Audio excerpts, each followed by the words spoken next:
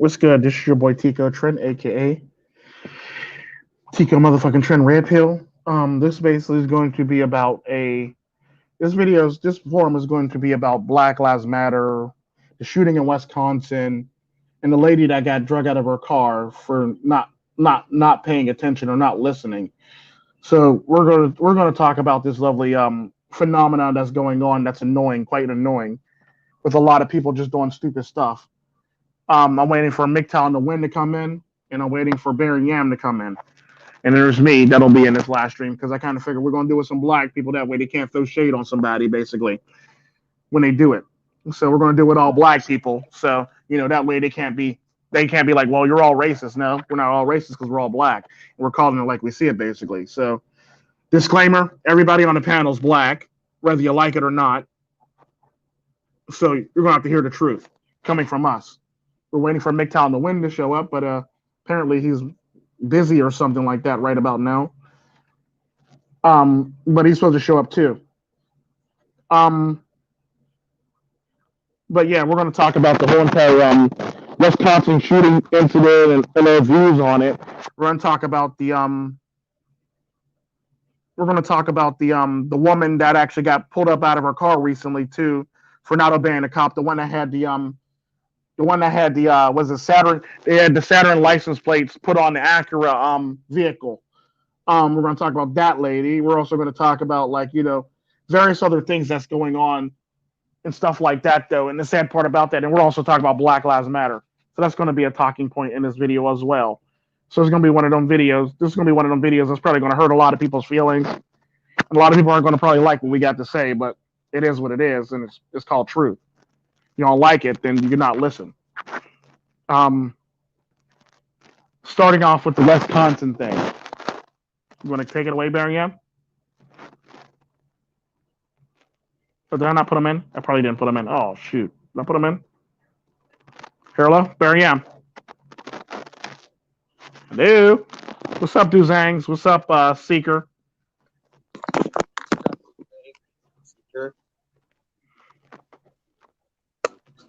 What's up? Goddamn. Duzangs the trip. Goddamn racist panel. No token white people. Yeah, it's gonna be right. Yeah, we had to do it this way. We had to do it this way so we can actually, smack the heck out of YouTube for this crap. Basically, use it against them. But what we're talking about is basically there's a lot of people basically trying to fake like they're victims or doing stuff and making it seem like they're victims and stuff like that of the police when in fact they're not. Like, look, if you don't listen to the police, and they give you like the good example is that one lady. They gave her 19, 20, 23 different orders to get out of the car and stuff like that, and she didn't want to comply. Now, I don't know if it's the fact that she's letting Black Lives Matter go to her head, but I look at it like this: if you're black in America and you're gonna let Black Lives Matter go to your head, and you know you're wrong, you're doing the wrong damn thing, you deserve everything coming to you. Real stuff. You deserve everything coming to you. If they tell you to get out of the car, get out of the car. If they tell you, if you hear that the officer on the radio basically called back and said that the vehicle, the license plate belongs to a Saturn and not the Acura, you should probably not stop acting dumb. Yeah, and not the Acura. You should probably stop acting like a dumbass or stop acting like a retarded or like acting like a retarded fool and get out the car and comply. Because that could be your life in this day and age. Don't let Black Lives Matter let you land up fucked up or toe tagged. Let's just keep it 100. Just because you believe in Black Lives Matter, that don't mean your ass can't be toe tagged tomorrow. And people might say you're wrong for that, Tico, but at the end of the day, it's the truth. It's the truth. Yeah, you don't end up toe tagged because it's kind of like that one rapper, the one rapper that I like listening to. He says it was Styles P. Just because you're hot today doesn't mean you can't be in the fridge tomorrow.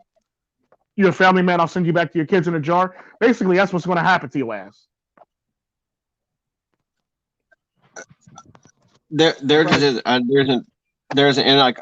I'm grasping here because honestly, it's sometimes I'm at a loss for words when I see the stupidity that a lot hold on,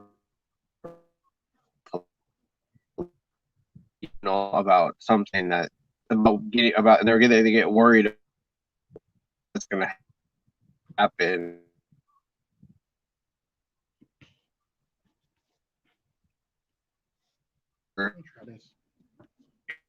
They're wanting for assault of a child. Yeah.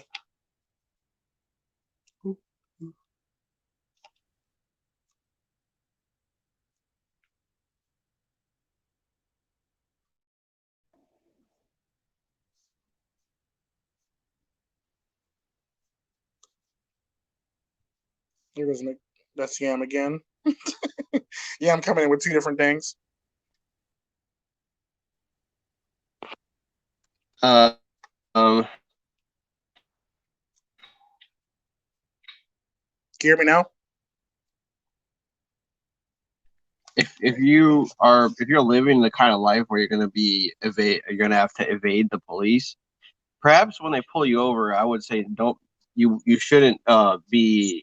I don't think you should be emotional about it, or you shouldn't really like act up or be like, this is blah blah, this is bad. Oh,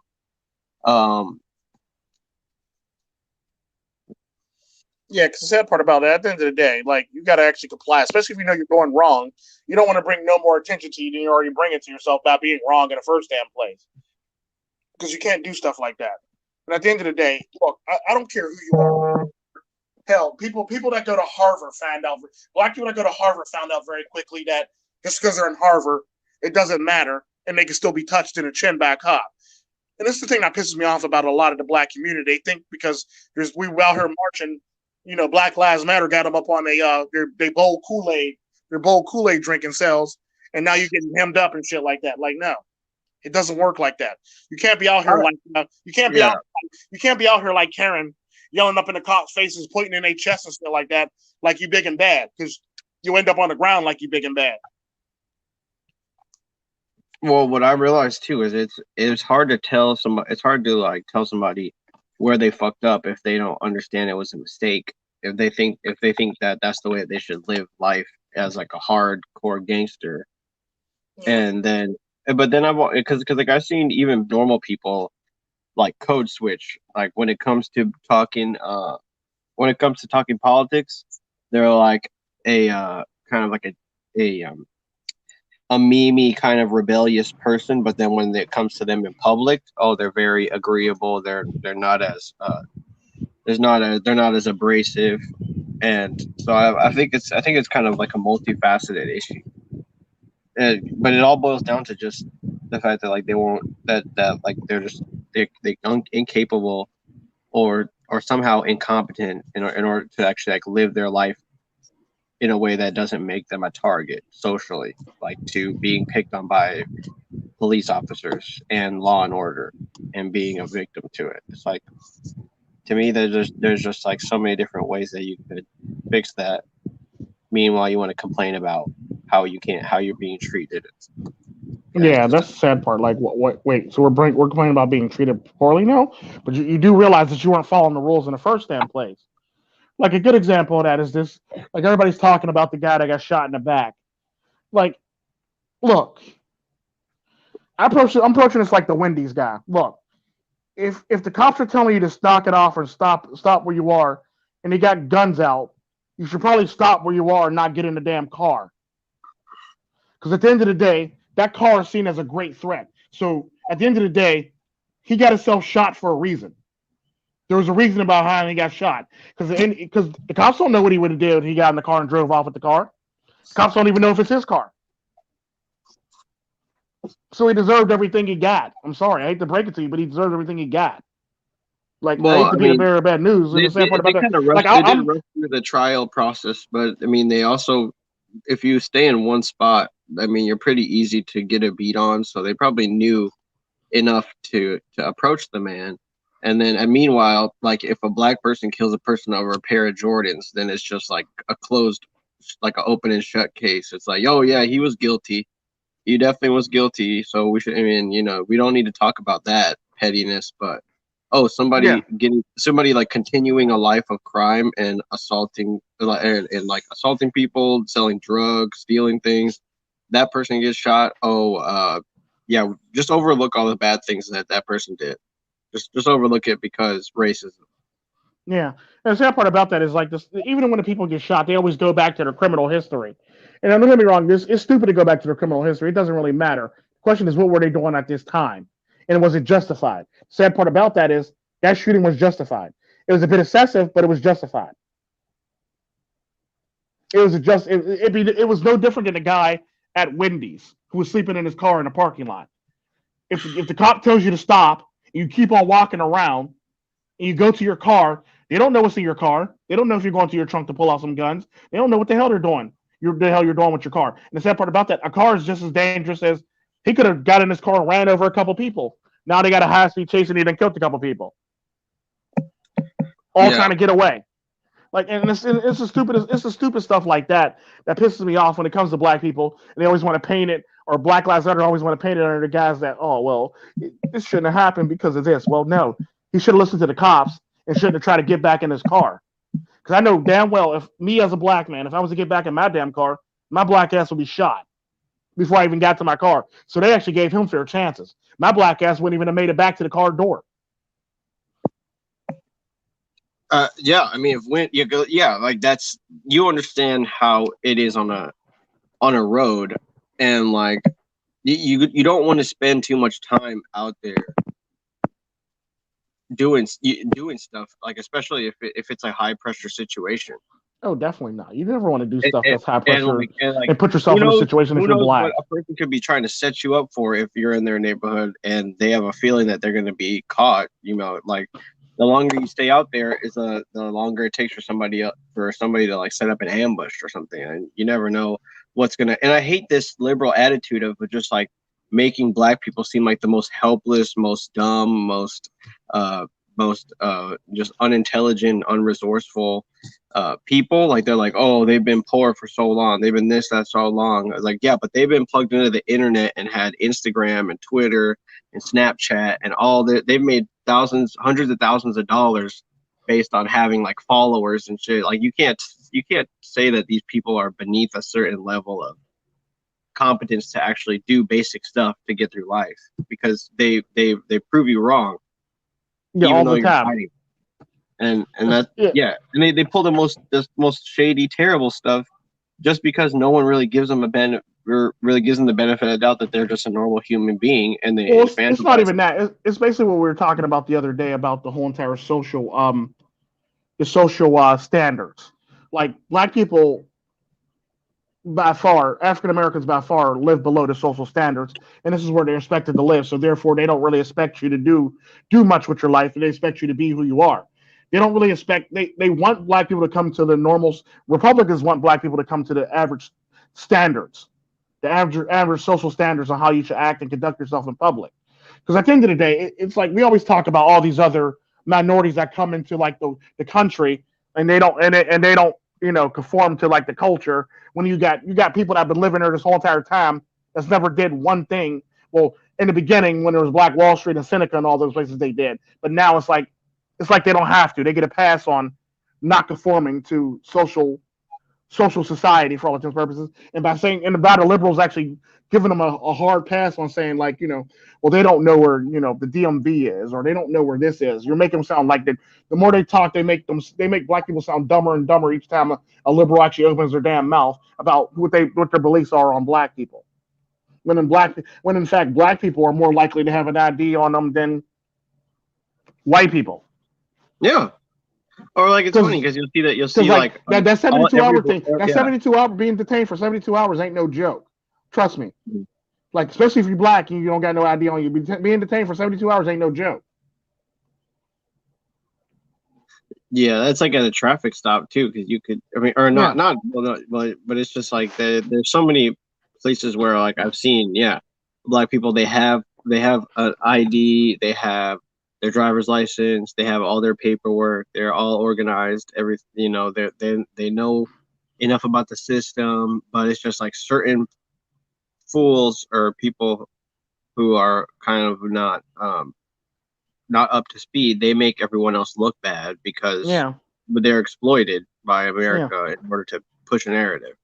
Yeah, and the sad part about that, there's a lot of people that got all their paperwork together, then they act so damn cocky, then they wonder why they end up in the messes that they do. If you play stupid games, you win stupid prizes. It's just facts. So you can't be up here playing That too, stupid yeah. games and inspecting, everything the panel. You're like, you can't be that lady in a one traffic stop that was talking shit on the cops and pointing them in the chest and hitting them in the chest and get away with it. You're not that white lady. You're not that white lady in the least bit. No, You you'll can't do get that hit. shit. You'll get manhandled, just like that one pregnant woman did, unfortunately, for not really. I mean, granted, the cop was wrong in that one. I will actually admit when somebody's wrong, but at the same time, though, you can't really be an attack. You can't be antagonistic and expect everybody to be okay. Because at the end of the day, these are all human beings too across the board. Everybody's a human being. Things are going to affect different people differently, no matter what how the day goes. Because I look at it like this: if you're gonna be a dumbass and you're gonna deal with cops like that, I want you to think of it like this: think of dealing with the cops like you would with your parents. Would you talk out of the side of your mouth to your parents? Okay, then No, you should probably talk. You should probably talk like you got some damn sense to the cops. yeah, I mean, they both. I mean, both millennials both are not threatened by cops or by they're basically just threatened by BLM and Antifa and any black stereotype that they feel afraid that's gonna like steal something from them. That's why they're like, oh, I'm with you, brother, And brother. here's the overall problem that I have with the whole entire Black Lives Matter movement. Most of the people out there marching are white. Mic drop. Point exactly. Most of the people out there marching for Black Lives Matter are white. The second largest group of people in there are, I think, Latinos and Asians. Then comes Arabs and everybody else, and then eventually you got your sprinkle of niggas, basically. Yeah, I kind of At what point does it matter? Yeah, I kind of agree with MIGTOW thread. Like, I feel like the way you could set it up to avoid stress would just be to keep things like in a low pressure environment. And I feel like that's the like I was just watching the Republican National Convention, and it seems like they're just as out of touch as the left in certain aspects. It's like all the politicians seem super out of touch. So it's like to be left or right nowadays as a lay person, it's kind of like putting yourself into a very I guess like a emotionally aroused situation, kind of like it's just way too intense. It's like it seems really intense, and there's no self awareness at all. What's up, Seeker? What's up, Duzangs? What's up, Shinobi One? What's up, MGTOW Threads and New Era Monk? And oh, what's up, Billy Goat? And whoever else I didn't get to yet because I'm going to these comments right now. But yeah, Billy's cool. Yeah, Billy had the gents, magentos. okay. He had the magenta. But the sad part about that is like, I'm sorry, I'll let you know when somebody's wrong because I'm fair enough the middle. Like I'll tell you in a heartbeat. Okay, despite the fact that George Floyd was wrong, was it really necessary to nail on his neck that long? If the answer is no, then please reform. Now, I mean, there's stuff like that, like where I'll actually say, but at the end of the day, you also can take seriously too. Like, there's a lot of shit that went on with that shit too. It's like, okay, yeah, just because he's that big, that don't mean you got to nail on his neck and choke him out. I mean, you might want to. And the sad part about that is, it's not just him. There was a white guy that happened to like what 4 years prior to that everybody just skips over or glosses Yeah. over the story on that guy. Cops nailed on his neck and he passed away too. And the sad part about that is, yes, police reform needs to be done, most definitely. However, you can't negate the fact that people are acting stupid in the process. Like a good example of that is, like I always talk about the guy from Vegas that got shot in the top of the head by a cop that said literally on camera, I couldn't wait to use this gun, his AR-15. And the sad part about that is, when I look back at the footage all over again, the white guy didn't do anything wrong besides pick up his pants. Now, what I will say this is, if he wasn't sagging, there's a high chance he wouldn't have been shot in the top of the damn head. I'm just keeping it 100. If that man wasn't sagging and his pants wasn't falling off his damn waist, he wouldn't have been shot in the top of the damn head with an Think about AR-15. that. Like if you're at a rendezvous with any armed individual, you want to make sure you have a belt on because that's the one place where most people keep guns. And so if you reach for that at all, like people are gonna be, you might get shot. That's the Yeah, you're only going to get shot. That's just facts. And the sad part about that is what you can't do and what you can't say is, it was wrong because of this, Tico. What was wrong because here's the thing that everybody always say about this shit. It's all about perception. A person's perception is different than what you believe you got going on. Like you might believe that you're being non-threatening, but if you're flailing your arms around, you're actually being threatening. Or if you're sitting there, pointing in somebody's face, you're being threatening. If you approach somebody Yeah, exactly. in a Yeah, threatening like, manner with your arms I'm out, not you're threatening. resisting. Oh my god, you are Yeah, like so stupid right now. You stupid yeah, ass. that's literally what that girl said the whole entire time. And the sad part about that, she was resisting. He asked her to get out the car, and he basically just held her arms gently, and she kept on pulling back. And the sad part about that, he was the nicest cop in the whole entire world. Shit, that'd have been my black ass. I probably would have been shot out the car. I probably would have drug out the car. My head would have probably got smacked off the door. He'd probably slammed my head in the door several times before I hit the ground. Like, I'm just keeping it 100. Like, so what you can't do and say is like, well, that's unfair. Like, no, trust me, I've been in unfair situations. That was way Yeah, worse than that. that's what we were talking about. Well, it's kind of like what we were talking about earlier about shields.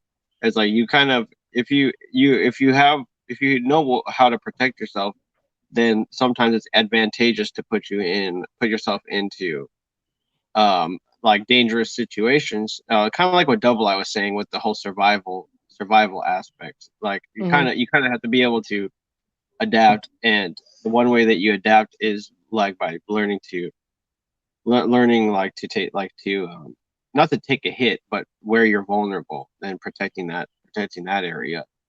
True story. And but then like what Shinobi was saying about the groups, they couldn't be any more obscure in terms of like what they actually represent, which is why they're good shields for the left in order and to cloak what their actual agenda is, which would be communism. Yeah, and the sad part about that is it would be more Here's the thing that I always talk about with Black Lives Matter. It would be more believable if you had more black people in your ranks, and if it wasn't mostly white people, and it wasn't mostly like other people from other cultures, and not no non-black people in your. There's barely any black people in the ranks of that's protesting and marching. The sad part about that, when you do see black people, they weren't with them. They happen to be in a protest, and then Black Lives Matter happen to show up, and now you see black people in Black Lives Matter, and now you think that there's a lot of black people out there. No, they were protesting for some other reason, and Black Lives Matter showed up, and now you got this mess. It's simply how it works. And the sad part about that is like there's so many more other reforms that could be good other than police reform. Like there's so many. I can literally think of like I don't know, like barrels full of stuff. Like when I saw in the RNC that they're like all the stuff that they're trying to keep on their platform, like they're keeping like the whole Affordable Care Act, they're keeping the whole all these bills that are just filled with stuff that's just doing terrible shit to the American people. And I mean it's all just, I mean at the end of the day, like they're trying to convince people to vote for them. That's all they're really trying to do. They're not even invested in making anything better. Who's trying to keep the Affordable Care Act? Both parties or just one party? Well, I'm pretty sure like the RNC, like when I was looking at the RNC, it was saying things that they're carrying over from the previous administration, and it was like affordable care. Well, the sad part about that, the reason why the Affordable Care Act didn't actually work during the Obama administration because there was a lot of states that actually opted out of the actual subsidies. So if you were in those states that opted out of the subsidies, you're automatically going to pay more money for your care. That's typically how that works. And the sad part about that, I'm not saying the Affordable Care Act was the best thing in the world, but if your state opts out of the subsidies that actually help you actually have less to pay you less money for the actual care that you're getting, you're going to feel those. You're going to feel the pinch on that for all intents and purposes. Like I said, I'm not saying that the Affordable Care Act was the best thing in the world, but it's kind of sort of your state's fault if you're paying more money, because there's a lot of states that opted out of the subsidies so they could basically keep it cheap because they were leaning more towards their the actual insurance companies instead of actually towards their people. Because when insurance companies get in your pocket, you tend to want to listen to the insurance companies if you want to keep money flowing into your pocket. It's typically how it works. Because at the end of the day, if you don't take the subsidies, that insurance company gets to actually charge ridiculous amounts for something that's supposed to be affordable, which pretty much is what they did in those states. And then the sad part about that is most of those insurance companies, if they did it right, they could have took those subsidies and still charged that high amount of money and still gave everybody affordable care. But like people don't think like that, because at the end of the day, if you think like that, you're a capitalist now. Now you're getting money from not only you're getting money from the government, now you're getting money from these people. It's simply how it works. It's how you should do it if you're a capitalist. But people don't think that far ahead sometimes, and they think very short term, and then they wonder why they're in the mess that they're in. But at the end of the day, like if you're going to keeping the bill, you would have to make for it to be remotely affordable. You would have to actually give out the subsidies to actually go with it. And the chances of you doing that are very slim to none if you like lower the taxes on every damn body, which is a good thing because it actually provides more jobs. Well, then again, no, because there's a lot of companies that actually moved overseas and closed up shop any damn way, even after getting the tax breaks, which really sucks within itself. So I can't even argue the fact that it actually creates more jobs when half the jobs that went overseas or went to another damn country in the first damn place. So like at the end of the day, it's like one of those things. The jobs are going to move.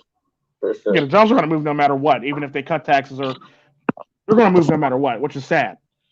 And the sad part about that is you as a human being got to realize that and accept that about the whole entire situation. Because at the end of the day, when it comes down to it, if you're a black person and you're living in the United States, you can't do stupid shit and expect everything to go swimmingly perfectly for your ass. It doesn't work like that. If you act like a dumbass shit's gonna like they always say in the manosphere, you play stupid games, you win stupid prizes. That's pretty much how that works. And like it's like the rat race, everything is controlled. Yeah. It's all because no matter how high you get, it's all a part of the system. Yeah. No matter where you are, no matter how much money you got. It's basically like think of it like the music business. If you take money, they give you a black card so you can spend. If you take money out on that black card, they wonder, and you don't let them know where it went to. Then they get suspicious and they wonder where it went to. So technically, that money's not really yours. It's got to go towards the stuff that they need, that they want you to make it, put it towards. Basically, like a good example, you can't. If you work for a record company and you get like, let's just say you get $20 million sign-on bonus. We'll just say that $20 million sign-on bonus. Now that $20 million actually got to go towards your gold chains, the cars, the houses, and other crazy stuff like that, the music, the producers, and stuff like that. However, if you take part of that $20 million, you put it towards something like, a good cause in a community or, an investment, they're going to question you and then be on your ass for all intents and purposes about it. It's simply how it works. So at the end of the day, that's pretty much what you're dealing with right now when it comes down to it. Like, it's not your money, it's not your life, and it's not your money. It's their life and their money. Their money for all intents and purposes. Yeah, I feel like to the Republicans and the Democrats, like being a productive member of society is completely different, and it has to do with just spending. It's like like the Democrats want you to spend in order to be productive, because then it gives them a reason to say that the economy sucks because no one is saving any money or building anything. Yeah, that's simply how it works. The Democrats do that shit all the damn time. The economy sucks because nobody can save money. They'll bring up the talking points where like, majority of the people in the United States don't have any money to fall back on just in case an emergency happens. Well, you're getting them to spend all their damn money on bullcrap, and you wonder why they don't have money to save. Right. Yeah. I mean, they don't really have any forward thinking with their money strategies and stuff. And the sad part about that, they want you to be caught in a constant cycle or a constant trap. Because if you're not caught in that constant cycle or constant trap, and you're spending your money on doing good, then they can't really make you a victim and they'll try their best. Well, don't you want to do this? No, we don't want to do that. Well, what about this over here? Don't you want to buy this rap song, or don't you want to listen to what Jay-Z got to say over here, or don't you want to listen to what Beyonce got to say? And that's the problem with a lot of people. They listen to all this bull crap, then they wonder why they're in the messes that they're in. Yeah, Like, or like you don't going need to take dating advice from the you don't need elites. to have two of the same damn pairs of Jordans, Yeah, it's redundant. or you don't need to have Jordans and an iPhone and stupid shit like that. Like I was talking about it in another live stream when I was talking about, look, if you're going to get your tax returns and you ain't got nothing immediately going on where you actually need that money, put it in the safe. Put it in the safe, and or do both of these. Put it in the safe, and or put half of it in the safe, and then spend the rest of it on gold and silver. Gold, silver, maybe some stock options. If you're going to do anything, then throw it all in the safe when it's all said and done. And the sad part about that is like that would actually be thinking more long term than short term, if anything. Yeah, I mean, to be honest, you could take that money and eventually use it to change your looks if you feel like you don't have good looks. Mm-hmm. Or you could use it to, invest it in something that you could use to potentially increase your status or invest it in a business. I mean, the possibilities are endless. Yeah, literally. As long as you don't waste it on bullshit, you're going to be just fine. Yeah, and the sad part about that is like people get money and they mismanage and then they wonder why they're broke and they're living paycheck to paycheck. Like a good example of that is I used to work with a lot of women. They used to make more money than me, but for all intents and purposes, for some odd reason, they were always struggling and they were living paycheck to paycheck. Like a lot of women nowadays make more money than me, and the sad thing is they're all ugly. Like they're all. That's not where I'm going with this. That's not where I'm going with this. I'm basically trying to keep it like. But yeah, for all intents and purposes, is like they make money, then they're always complaining about not making enough money. And the sad part about that is the money's going out the door as fast as it's coming in the door, if not faster than it's coming in the door. Because it's sad when you hear people that already spend their money before, and black people have a habit of doing this shit too. Like they spend their money before they actually get it in their hand. Like literally, like women that I work with literally spend their money before they even get it in their hand. And the sad part about that is one of those things where like you got to either tighten your belt. It's like they always try to make up excuses on why they're spending their money on extra stuff. Like, I want my children to have everything that I didn't have. Well, you don't got that kind of money for your children to have everything you didn't have. Yeah, it's like most of that comes when you like save for generations. Yeah, literally. Or you save up the money, for that actual thing so you can actually afford it. So you can actually send your children through that so they can actually have a chance to do that type of stuff. But the sad part about it is if you don't save and all your money's going out the damn door. They settle for like a knockoff version of their fantasy dream life. Yeah. Or they try to splurge on their fantasy dream life and end up like wondering why they're broke or don't got any money or they can't pay their rent or they're getting put out of their damn house or they never their rent's past due. Yeah. They're basically spending money that they don't even have. Or it's easy to make a life when upward mobility is the way that it is in the West. But to keep that life and sustain that life takes a significant amount more resources.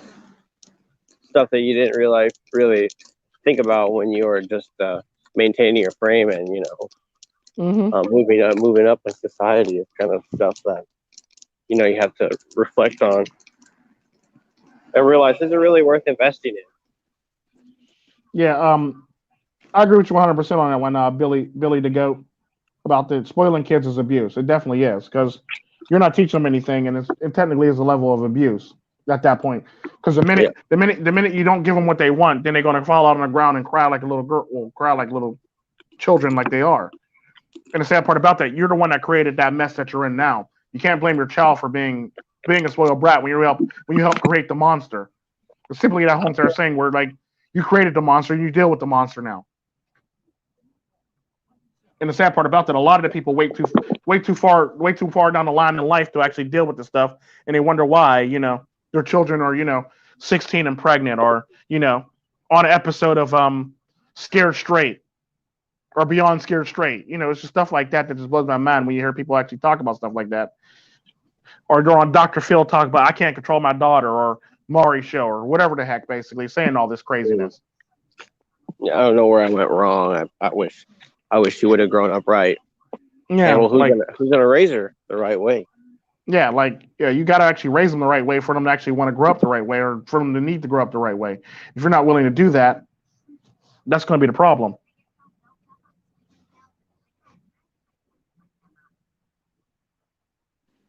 I like wow. What? Oh, I agree 100%. And I actually see the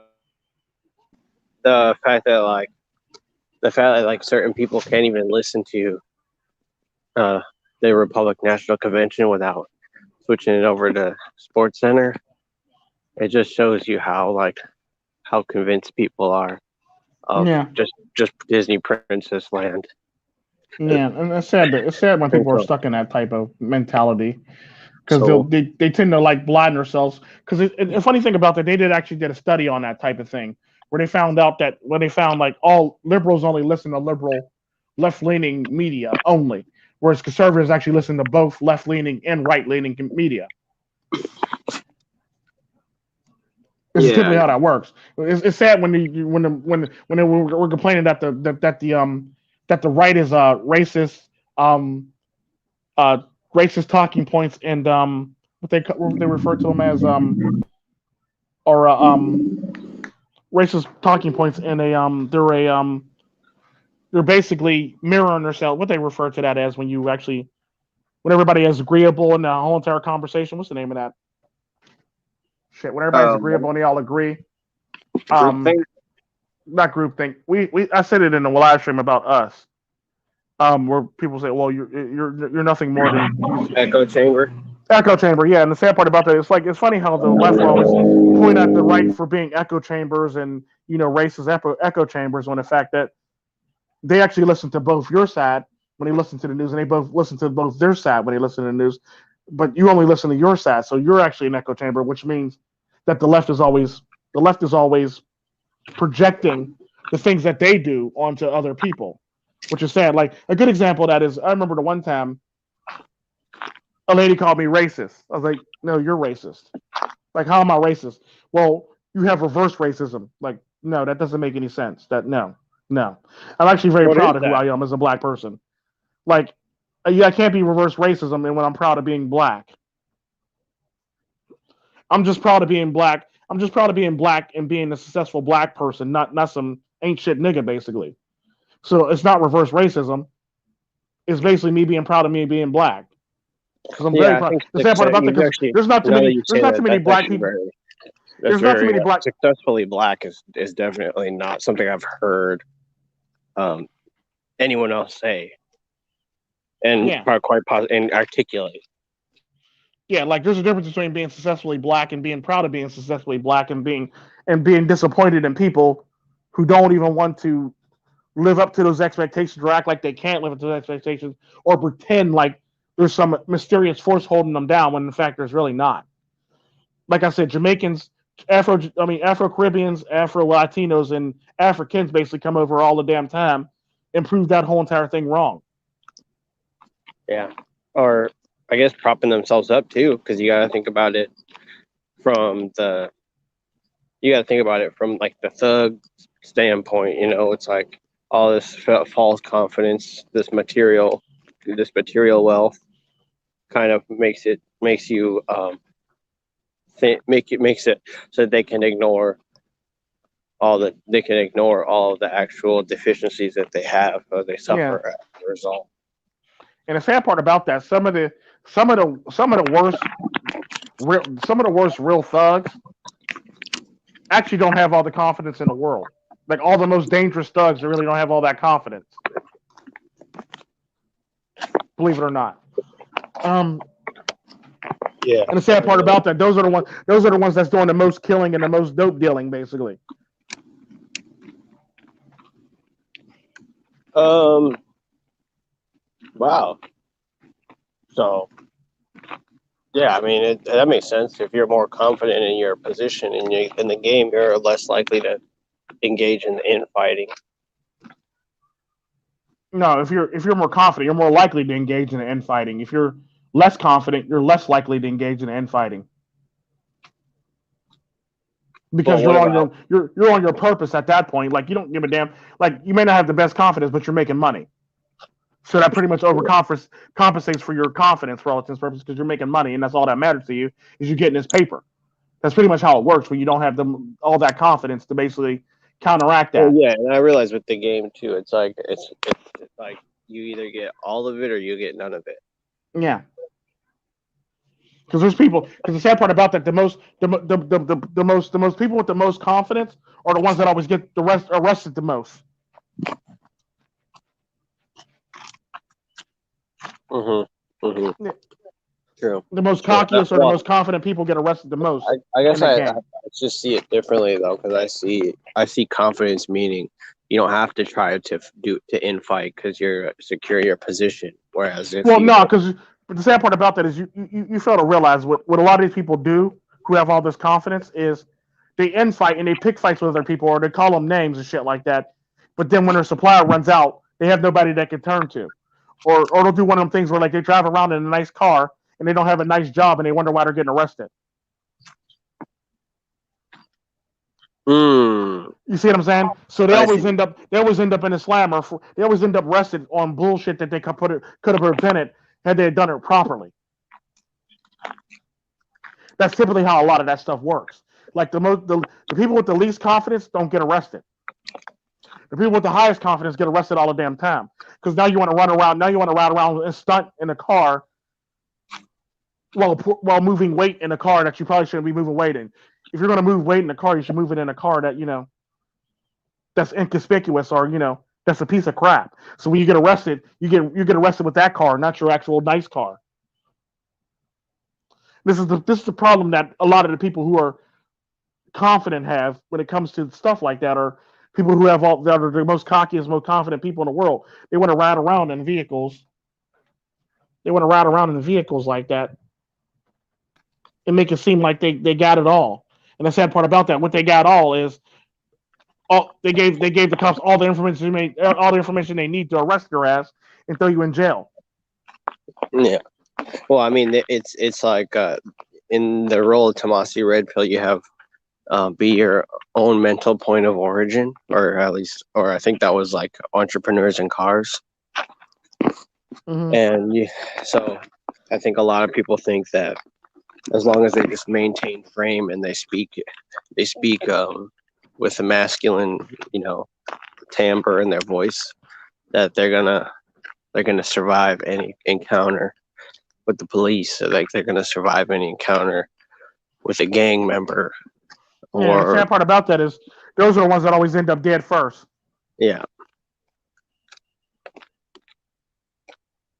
Because I just admit full out that I'm not going to be winning every battle that, quite frankly, you see me have too. Because to be honest, it's sometimes you gotta learn when to just like take an L, or to just see an L as a win, and then move on. Or see it as a learning experience. Because the sad part about that, people in this day and age, they're so used to thinking they're winning when in fact they're not even winning. Exactly. And it's like, I'm winning. We're winning over here. No, you're not. You've done nothing. You pretty much got yourself in the same mess you're in before. How are you winning in the same mess you are before? And the sad part about that, you got a lot of people that believe that they're winning when in fact they're not winning in the least bit. Yeah, and that's kind of what I feel like is like a huge hypocrisy when they bash Donald Trump because he says like winning, and they just get so triggered over that because the sad part about that when he actually says it, the sad part about that when he actually says it, he actually is. Yeah, that's exactly. They're like, no, we want to be winning. We want to pretend like this whole thing we got going on is legitimate and that it's reaping in a lot of dough. When in reality, it's just losing you so much money. Like Marvel, Disney, Star Wars, freaking Hollywood, everything. Yeah. It's all going down the tubes because of this liberal feminist ideologies bullshit. It's like it's not going to get any better.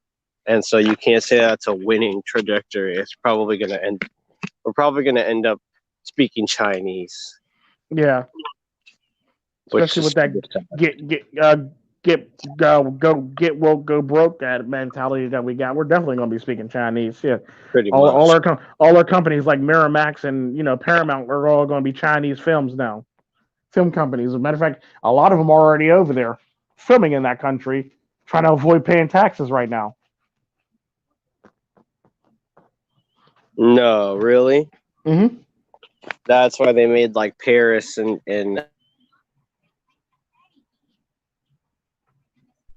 like New York and stuff, so that American filmmakers could go and film movies there.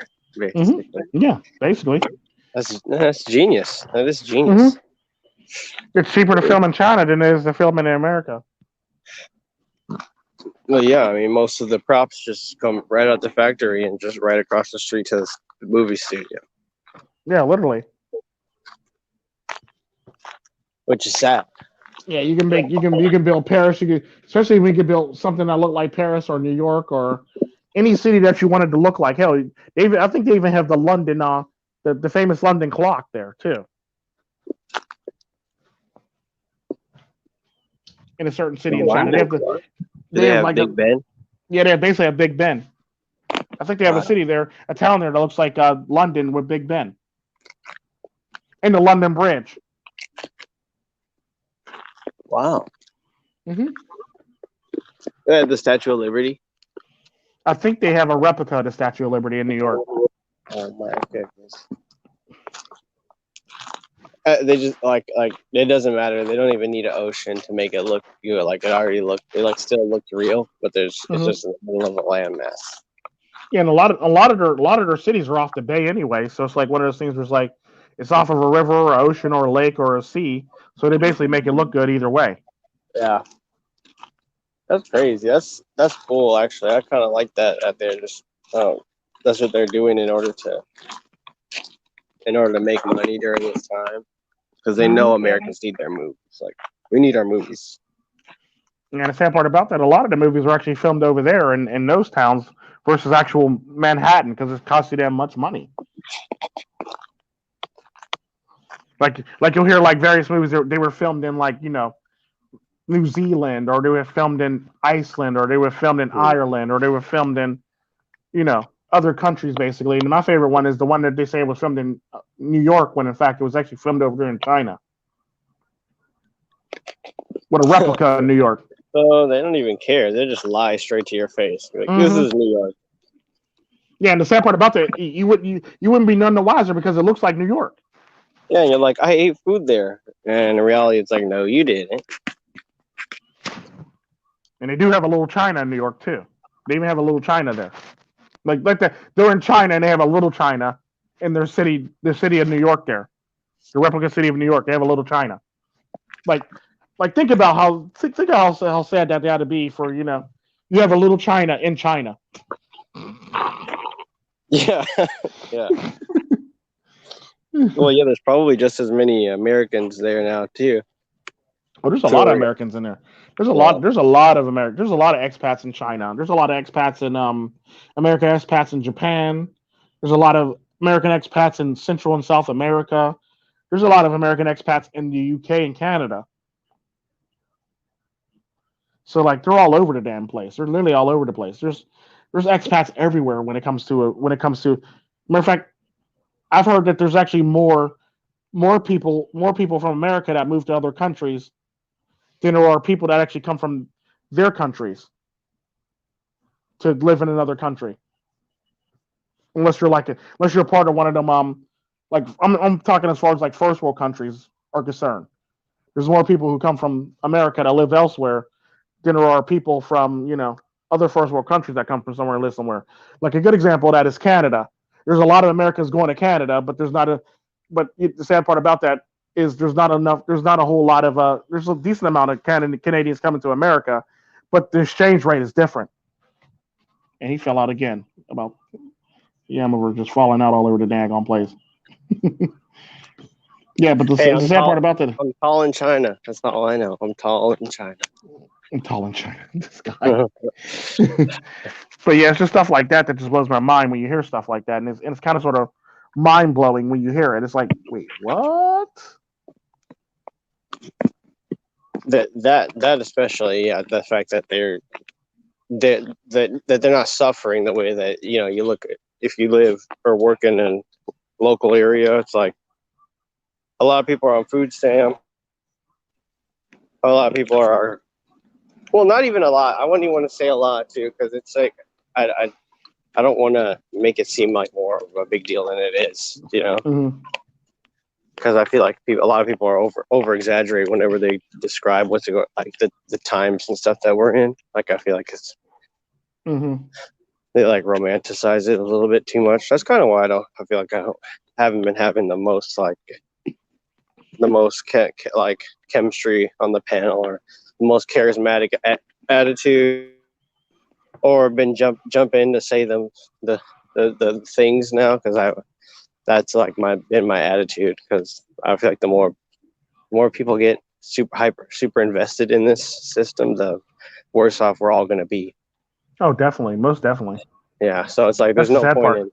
there's no point in trying to curry favor with the gods and stuff. It's just like, just try to deal with yourself and move on and like live life. It's too short. There's this one, Definitely.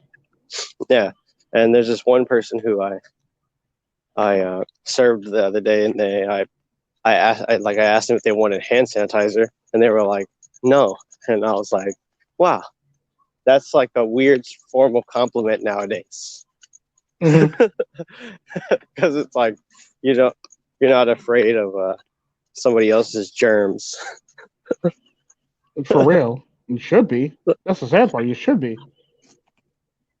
And I was like, wow, I mean, life's pretty short, and there's no reason to like worry about things like, and yeah, as long as you're good with yourself, you're working on yourself, don't be worried about anything.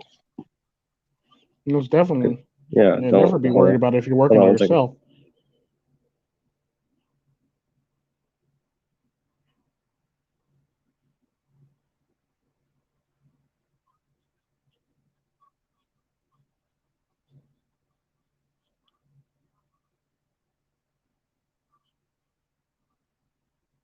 Oh goodness gracious! Now you left again.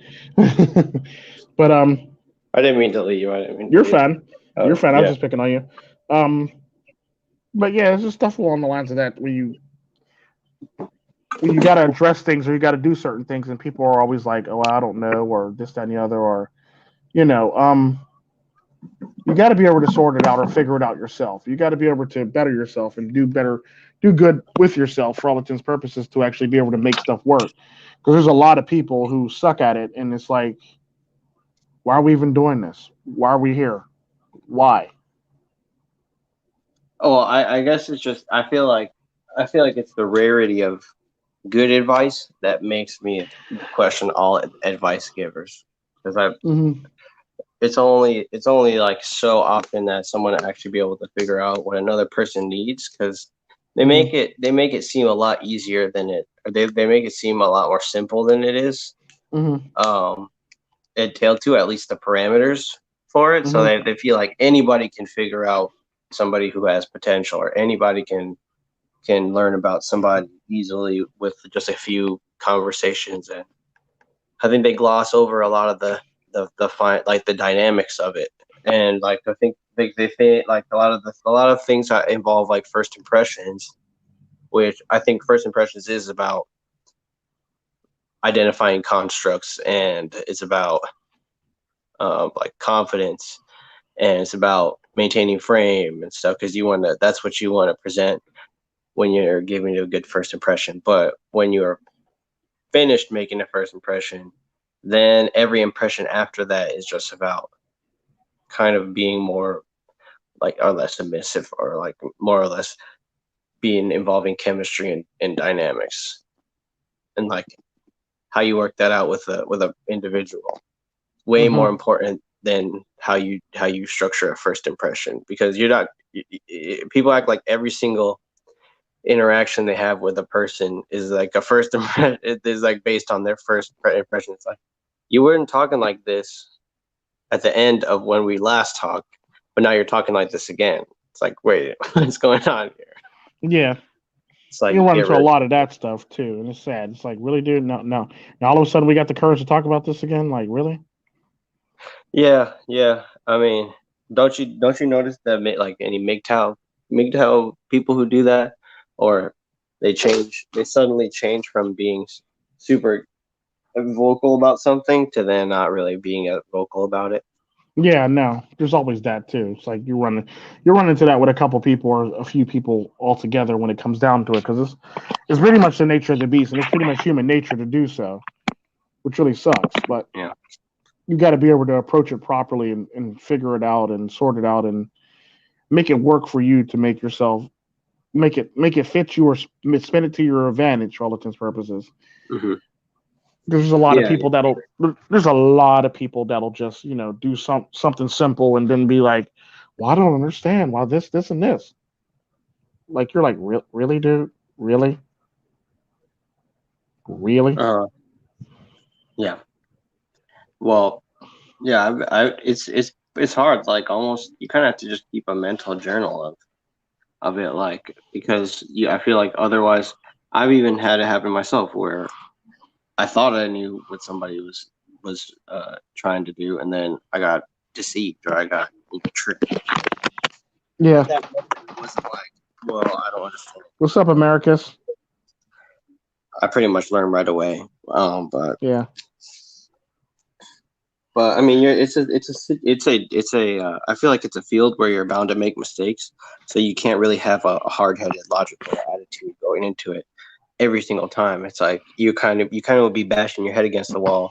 It's like trying to figure out how women act, or why women do the things that they do, because it's like you approaching it all with all logic. And the reason why I like think that dynamic is cool with us is because, like, I feel like it can be deep and stuff about this kind of subject matter, but I don't really worry about if I make a good first impression on somebody or not. It's really not a big deal to me.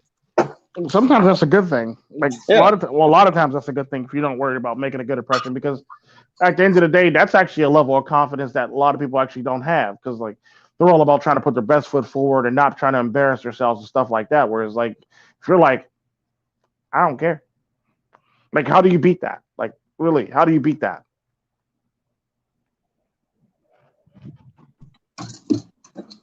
Well, yeah, I mean, it's basically like cooking, and it's all about the right amount of seasoning. And some people come with a little bit too much salt, some people come with a little bit too much sugar, and it's all about balancing out the dynamic and stuff. And I feel like I'm really flexible in that I can kind of feel out when something is like yesterday when you were just eating a bag of chips. I was like, yeah, okay, I'm probably just. He probably understands I'm just venting. I'm just getting stuff out. So he's like, he's just doing something that he's just doing something just to like pass the time. And I'm like, I wouldn't get offended at that, because sometimes when I talk, that's how I talk.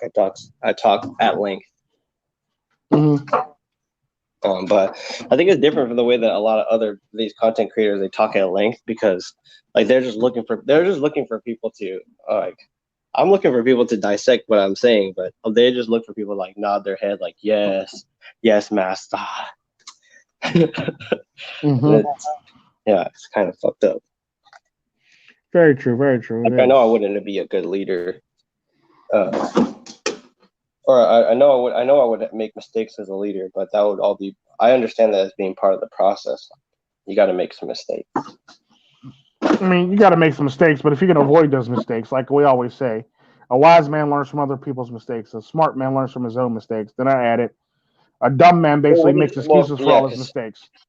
Because and like I think projecting false confidence is like justifying mistakes that you made in the past, as opposed to just being like, I'm not gonna walk around here like I have a squeaky clean record. Like, I'm not gonna walk around here like I'm super perfect, because I want to be able to expect any situation, and I can't just be thinking in fantasy that my whole thing has been a fantasy. Like case in point, like when you're in a relationship, you're like thinking to yourself that it's like it's making you better. Like I'm talking about a relationship like one of these modern relationships, or like Mhm. or like you probably would call it traditional relationships too, where it's like where it's like the guy thinks that he's giving so much to the woman and that she's asking for it, but in reality she's not really asking for it. He's offering it and she's taking it. True. Which is just Very it's true. a complete reversal. It's like, no, that's not, and you want to tell them that that's not the way that it is. It's really this way, and they never want to listen. They're always really hard headed. Like I remember when I was hard headed when my parents told me that, and I was like, yeah, that's obvious, that's bad. But now to see it be on the other side of it, it's like I don't know. I feel kind of bitter. I feel kind of like grumpy, and I feel kind of like. I feel old man. I feel like an old man every time I say it. Exactly. Every time I'm telling somebody, oh, you better know what you're doing, protect yourself. Mm-hmm. And then they're like, well, shaming language. And I'm like, oh, here we go again. To be honest, I like that more than I like talking politics. I like talking about red pill and MIGTOW stuff more than politics, because politics is just it's worse. It's like it's harder. It's like a harder horse to lead to the water to make it drink. It's like a more stuff. It's like leading an ox to water. Wherever I can actually lead an ox to water, smart ass. But anyways, but yeah, it's one of those things where it's like you really. You got to pay attention to stuff like that. How many feminists have you convinced, or Black Lives Matter people have you convinced to leave Black Lives Matter? Because you convinced KKK people to leave the KKK, but like there's been that, but I've never seen anybody like get talked out of BLM. I mean, granted, like you'll run into that very rarely, and it does happen when something actually happens to that person. But the sad part about this, something actually happens that has to happen to that person, or they have to go cancel culture on that person by themselves for them to actually want to take a look at themselves and realize that, okay, this isn't right. Maybe I got to reevaluate what I got going on here for all intents and purposes. It's typically how that works when that happens. But like anybody else is like, okay, yeah, I can see this. I can see how this is wrong. And now I want to lead this group. Whereas them, it's like, you got to shame them out of their thing. You got to destroy them mentally, emotionally, and physically, and financially. And then all of a sudden now you want to act like, now you want to act like a victor and a hero when in fact you're the one that destroyed their lives. Yeah, I mean, and then as being a more conservative leaning person, but also being Black, it's like it makes it hard to want to go back and defend people, or not go back, but just like reach across the aisle and defend people who most definitely who will just like who will use anything that you give them to feel the problem and make the problem worse. Yeah, it'll pretty much, and that's what they pretty much do, and it's sad to watch them do it, but that's what they do. The way they set it up, it's like you can't change them emotionally or spiritually, so that you have to rely on changing them mentally or physically. Mm-hmm. And what happens is you give them more resources, or you make them stronger mentally, and they just basically become more hard-headed and jackass than before because they have more resources. So it's like all you can do you can't give people emotional or spiritual help because all that stuff's been kind of contracted out. You have pharmacies, you have a psychiatrists, you have the fact that you can't really do studies. Yeah, and they put restrictions on what individual people can do to actually learn more about the mind and more about human beings in general, because it's just trying to suppress us. Yeah. Then on top of that, if you ever go to a college, anything you do is seen as property of the university. If you make any progression in your findings, it becomes a property of not the United States, but eventually it becomes a property of the United States. But it becomes a property of the school or the United States government. Yeah. Yeah, and then like there's so much data out there that if the U.S. government got their hands into, it'd be bad news for sure. Mm-hmm. And then like I know like the institutes that like Jaguar was talking about, they're prepared to like burn documents because they know that government oversight like happens a lot, and people will try to steal. Like governments will try to seize documents, and then they don't really they claim it's for something, but then they always go deeper and exploit more than what they said they were going to when they first breach the network or like get the information. Mm-hmm. And so it's just stuff like that. It makes it harder to do research. So then everybody's just in the dark about most things that haven't been revisited because they've been lobbied out of our attention span. I mean, and we move our attention span to sex and stuff in the media, rap and drugs, hip hop Jordans culture, and hip hop culture, yeah, for the most part, SNL. that's what pretty much people are doing nowadays. They're pimping themselves out to pop culture, and they Mhm. wonder why they get into the messes they do, or they're pimping themselves out to the government, and they wonder why they don't have the money, or they wonder why they're broke, or they wonder why they don't got the money. Um, yeah, he's half black. He's a Filipino and black. Yeah. um, and that's the sad part about that. And it's like one of those things where it's like it makes me wonder what people's motives are. What makes me wonder what people's end goals are when it comes down to it. When it comes down to it for all intents and purposes, because it's like, wait a minute. So you did this, and now you don't have any money. Then what? And now what? Like, so you're broke now.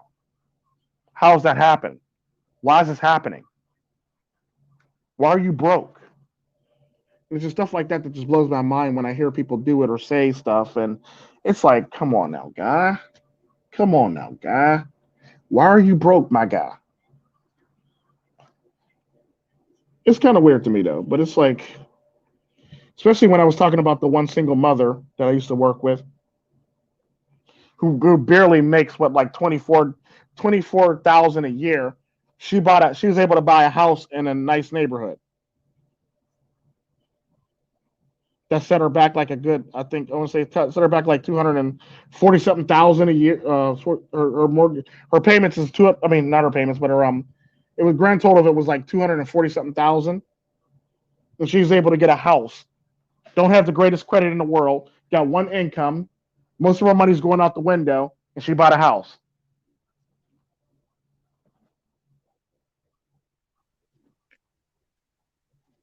I mean, yeah, I mean, like you said, in a lot of like And Manly Load in the house. What's up, Manly Load? And it's stuff like that that just blows my mind. Yam fell out again apparently, or he must be quiet. But the sad part about in that, a lot of live streams before where you're just like you can't.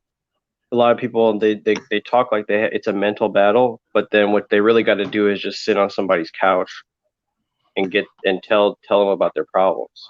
yeah, that's all it really is. That's all it Like really is.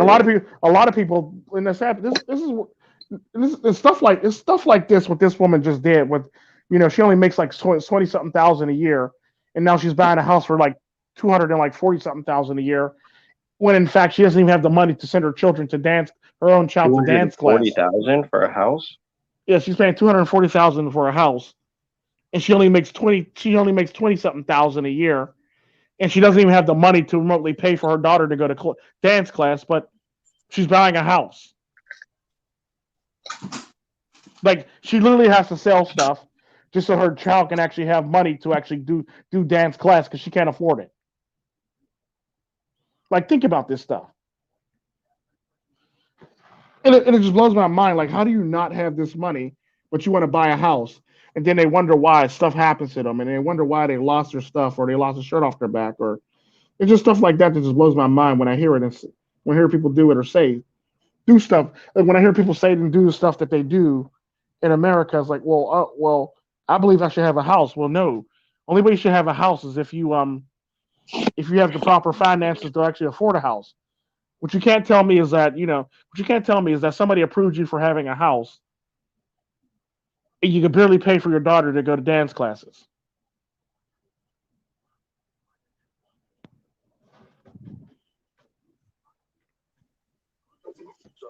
Yeah, I really believe it's a curse. Like I believe it's a curse on people who sold their souls to culture. And the sad part And about that, they this is this. definitely Go ahead. Sorry about that. well, I mean, if you think about it on a metaphysical level, it's almost like they hex themselves with the directive. It's kind of like when you said they don't want to climb the social morality. They'd rather live in cultural morality. That's kind of like fetishization Mm-hmm. almost. So it's like they turn it into something that has value when it really doesn't have value because No, it doesn't. because they're The sad part comparing about that. well it does Well, but no, if you compare it to social and it's higher, then it has less value. It's not, yeah, it doesn't have any value. But the sad it part has no about that is like efficacy. there's always some guy sitting there making money off of that whole entire cultural value and actually That getting the money off construct. of it. Yeah, the whole entire construct is created by this man, and he's making money off of you all being stupid and doing what y'all need to do to make sure money keeps flowing in his pocket. That's simply how that And works. meanwhile, like Meanwhile, at the halls of justice, Spider-Man gets himself a drink. Spider-Man, what will you be having today, Jarvis? Johnny Walker Blue, please. Whatever. we don't went from one comic book to another comic book. I know, but you said because you said Halls of Justice and you said Spider-Man. Yeah, So like, Spider-Man. what Yeah, are I we know. doing? Crossover. You said Jarvis. Like, You said Jarvis. You said Jarvis. You said Now, Jarvis. Dark Side identifies as masculine, trans, lesbian. Like it's like his eye beams aren't straight; they're like all wavy. It's like. Mm-hmm. Yeah, That's really what we're up against. Like you said, like the villains need like red pill MGTOW superheroes like Janky Show. Yeah. True story. And Baron Yam to come together. Uh-huh. Yeah, because I was actually because that's actually pretty shocking. If Janky's requesting to do a live stream with you, you made it. You made it. So you said hashtag made it. I was like, yeah, that did. I put that in the text as hashtag made it. Because the sad part about that is, and then when we don't have good chemistry, you can always be like, and this is the reason why I thought black people they can't work together long term. And you're like, the sad part about that is, yeah. Oh my gosh, I'm like, he was right. He was right. He was right. Damn it, Tico, you're right again. No, but it's stuff like that where it's like it amazes me what people don't really pay attention to, or what people trick themselves into believing is going on, when in fact that's not what's really going on. And I've often wondered what people are actually thinking when they get themselves into the messes that they do. Well, you've heard my delusions before, like Yam's delusions. How I'm like, oh, I want to have a family one day. This that. Or like I want to get married. Or if I ever marry a girl, this is so whatever. And it's just because I'm like just out of it. Like I'm not thinking about it. And I think in those situations, you really get like a dose of blue pill stuff. And that's what I would say. I would just say like back to my theory again, or like the Pareto's theory. It's just you either get all of the ability to be self-aware and one-sided, or you get none. True. Like, and I don't even, sometimes some days I'm confused as to which side I fall on. Kind of like it's just hard for me to discern a lot of times because I have like really raging hormones and like I like stuff like that. So one day you'll learn how to control those, and you won't have to worry about them as much as everybody else does. So yeah, it's one of those things where it's like you'll eventually learn how to control them. It'll be good. You'll learn how to control them eventually. It won't always be like that. It takes a lot of discipline. It'll take some discipline or a lot of discipline, but you'll eventually learn how to control it and not to worry about it as much, or worried about it controlling you. Then I might be able to train them hoes. Oh God, don't you start. Go play in traffic. Yeah, go play in traffic. Yeah. Go play in traffic. Well, no, dude. To me, it's like my hormones. It's like it's hard to not be like flirting with a woman, even though I'm not even talking to her. If that makes sense. Like Well, I don't look at her or talk to her, but it's almost like I'm still flirting with her. I don't know. I can't. No, because you got to look at it like this when it comes down to it. Was she flirting with you first, or are you returning the response that she's giving to you? Or are you actually flirting with her? Well, if I just classify, if I can't classify my flirting as be initiated, whether it be a verbal, nonverbal, or or if I'm talking to somebody else and they see you talking to somebody else and being confident, that's what I also see that as flirting too. It might as well be, because you're showing a part of yourself that they might be attracted to. To an extent, it's all flirting. But at the end of the day, though, the question is, did you initiate the flirting or did she initiate the flirting? Yeah. Well, it's like a confidence thing. It's like if I walk into a place, I'm confident. I know that a woman has at least seen me do that, and that to me classifies as me flirting with them. No, it's not flirting. Trust me. If you were flirting, you would actually be flirting with a woman, and you would be like doing the whole entire thing where you're smiling in her face, or you're spitting game to her, or you're tapping her shoulder, or the extra stuff that they do to you when they want your attention for all intents and purposes would be flirting. Like all the stuff where they stop, and they do that little soft play tap on you. That's flirting. Well, yeah, it's not like yeah, I do that, but the fact that I never go further than that. No, you can leave it open. The fact that I never go further than that is just what I guess holds me up emotion wise, because I'll flirt with them, but I will never do anything else past flirting with them. And if I don't, and after a certain point, I won't even flirt with you. You're just not even you don't even exist to me anymore. It's kind of how I visualize it, and I realize that's kind of what being emotionally available is about. So I had to piece that together myself, and I can't really say I blame it on being blue pill or being in a relationship, because it's been a while since I've been in a relationship. But the reason why I listen so closely and Dusty's and like double or like a lot of the past live streams is because I was trying to see like how does a person display blue pill things even if they're like years and years of exposure to the red pill. And so the sad part about that, that's not even red. At that point, it's not even exposure. It's exposure to red pill, but it's actually not red pill. It's not red pill in the least bit when you actually run into people like that. Because at the end of the day, it's one of those things where it's like you actually got to sit here and determine what if they're saying actually. It's kind of like what I said about people when I go back to their channels.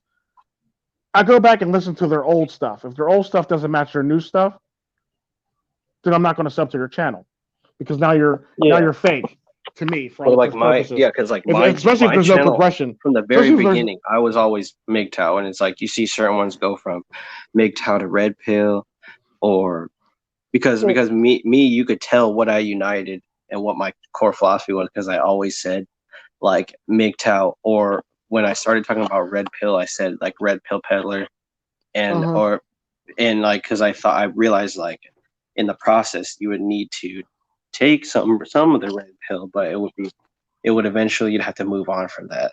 And I don't think that this drama, like the drama bandwagon of YouTube MIGTOWs, they don't really see a place where they can move on from it.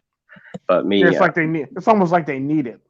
But to be honest with you about that, it's like a lot of people got to take consideration too. Like there's a lot of people that'll sit up here and say, that'll talk a good game as far as red pill stuff is concerned, and then like turn around and be trying to sell you like some shit, or say you like crap that's not even red pill or MIGTOW in the least bit. Because at the end of the day, you can't sit up here and say, well, I'm into this stuff. Well, that's not MIGTOW red pill stuff right there. That's because MIGTOWs don't practice DNS.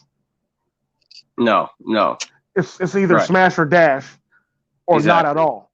Like I feel like BDSM requires a more long-term. That requires long-term shit. And the sad like part a about that arrangement. Because you have to have resources. You have to either, unless you're bringing your own tools around with you. Yeah, and the sad part about that is even still, let it be a red pill man. A red pill man is not going to engage in that shit anyway, because that's too much work that he's wasting on actually bettering himself and not financially. actually do anything. It's like just such a huge waste of time. I mean, it's so like a good example of that. Name a person from the red pill group that you think is actually doing that right now. My point exactly. I have nobody. Yeah, like, my point exactly. You because that'd be a waste of their time and money. Yeah, exactly. Sandman. That'd be a waste of their time and money. Doing it. No, Sandman doesn't give a fuck about BDSM. Yeah, no, he doesn't. Hell, the entrepreneur in cars don't even give a damn about BDSM, DNS and stuff like that. And stuff like this was like, it's not red pill because that takes too much focus away from actually doing you and making yourself the better version of you. As what's his name would say, what's his name in Cars guy. But the sad part about that is you can never take away from you making money and you improving yourself on a regular basis. Because if you're doing that, you got a woman taking that away from you. Then are you really going your own way, and are you actually really red pill? If you got a woman basically controlling most of your attention or dominating most of your attention. Yeah, and it's not that she wants. It's not that she wants to your. It's not even that she wants the resources from you. It's just that she wants the resources. That's plain and simple. Yeah, so it's not. Yeah. So like I see a lot of guys getting false confidence, and then the moment you ask them why they're in a relationship or why tolerate stuff in a relationship where you could get it a different way and be spending less money. Or my favorite is like you see a guy that does always talk trash about being in a relationship. You ask him about his relationship, then all the life goes out of his body. Exactly. You were just happy 5 seconds ago. Now all of a sudden now it's like now you're not now all of a sudden now you ain't got no confidence anymore. And I just whipped it right out of you by saying, tell me about your relationship. Look like be looking like he's been in some shit basically, or been through a war or something like that. Well, it's like you gotta just lower your standards so that you can experience things around you. Oh hell no! I'm not lowering no damn standards because that'd be because you'll get people that'll say some stupid shit like, well, how do you know if you don't experience this? Okay, I know if I buy a table from IKEA, it's not going to be the same made by the same standards or with the same material as I would if I buy it from Rob and Stuckey's. It's just facts. Why would I buy bottom shelf Scotch whiskey when in fact I can get top shelf with Scotch whiskey that tastes way better? And it's stuff like that. It's like you can tell the difference. You know right from wrong, because at the end of the day, if you're going to use that logic, I can always argue, okay, fine then. How do you know you're not getting yourself into stuff? Because of this thing called fight or flight. There's natural instincts called fight or flight or morality, where you know the morals from right from wrong. Yeah, one time that naturally. Everybody knows right from wrong naturally. One time you can't argue. One time I had a friend who he had a lot of red pills hit him all at once, and then it was upsetting. It was upsetting because a lot of people were always trying to tell him stuff and steer him in the right direction. And I went up to him one day and I was like, why does everybody keep trying to tell you shit? And he was like, I don't know. I have no idea. I honestly have no idea. They must be jealous that my life is better than theirs or better than or something. And I was like, well, that I feel like whatever it is that, you're wrong about, you're probably just going to have to learn that by yourself. Yeah. Because there's obviously no one can tell you how to do it. And well, it's different when you're in a live stream because you actually can try to do something. We actually try to provide solutions and try to provide help, but then people slow it up with their stories, kind of like to get approval from other people instead of just sharing it and then letting it lie and just letting it speak for itself.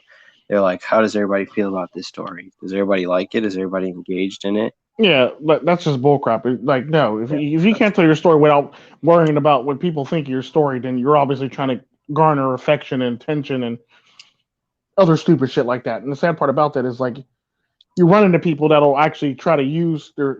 Well, no, you don't understand. How do you know this if you don't know that? Okay, yeah, your argument being, Okay, so how do I not know right from wrong? I know if I actually, disfigure somebody's body and hang their body up on a fucking bridge truss, I know it's wrong. So you can't say you don't know right from wrong if you don't know right from wrong, if you never experienced right from wrong, for the fact that I know me putting somebody's arm on a bridge truss is wrong. Or cutting somebody in half and having their leg and Yeah. their right leg and their left With leg no- and half of with their no, torso like- hanging there with no Yeah. head on it. That's just wrong. I know that's wrong. Because Yeah, everybody you don't knows have to right be from like wrong. you don't have You to don't be have- like a you don't- battle you don't have to- hardened fighter in order to know you don't have to understand.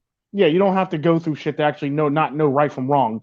Everybody's born with the ability to know right from wrong off the bat.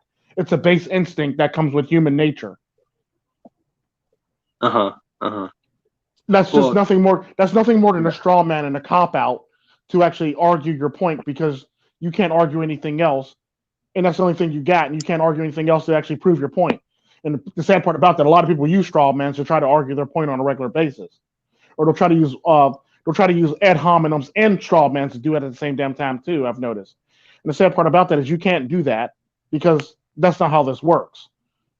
And people are going to always call you out for ad hominems or They're ignorant. Use them straw men. They're so ignorant, and like it sounds so bad. Like you said, it like makes you want to drink. Yeah, it's like, dude, like what? No, that's stupid. Like, no, quit being stupid. Like, quit being dumb. Well, no, you don't understand because you haven't been through what I've been through. Okay, and you haven't been through what I've been through, but in that proves your point. How? The fundamental difference is I'm not willing to settle for any damn thing. You're willing to settle for every damn thing. That's the fundamental difference between me and you. And that's typically how I always approach that shit. Like, you're willing to settle for anything. I'm not willing to settle for everything.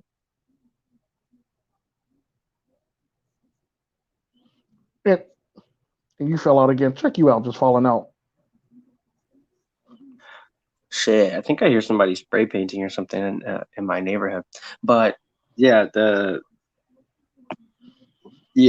I feel like they fall. I feel like they take your weakness, or they mistake your I don't know, like your humbleness for weakness or something. Well, it's Taking not your even that. kindness for weakness. It's not even that. It's more or less the fact that they always try to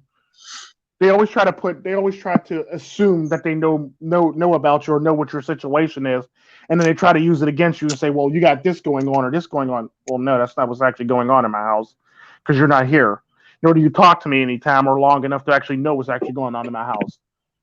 And the sad part about this, if you really want to know what's going on in my house, all you got to do is go back and watch all the videos that I pretty much posted on what's going on in my house. It's simply how that works. But the sad part about that, nobody wants to do that, and they always want to assume shit. And then you know what they say about assuming? It makes an ass of them. Mm-hmm. Yeah, pretty much. Yeah, silly rabbit tricks are for kids. Them tricks, bro, tricks.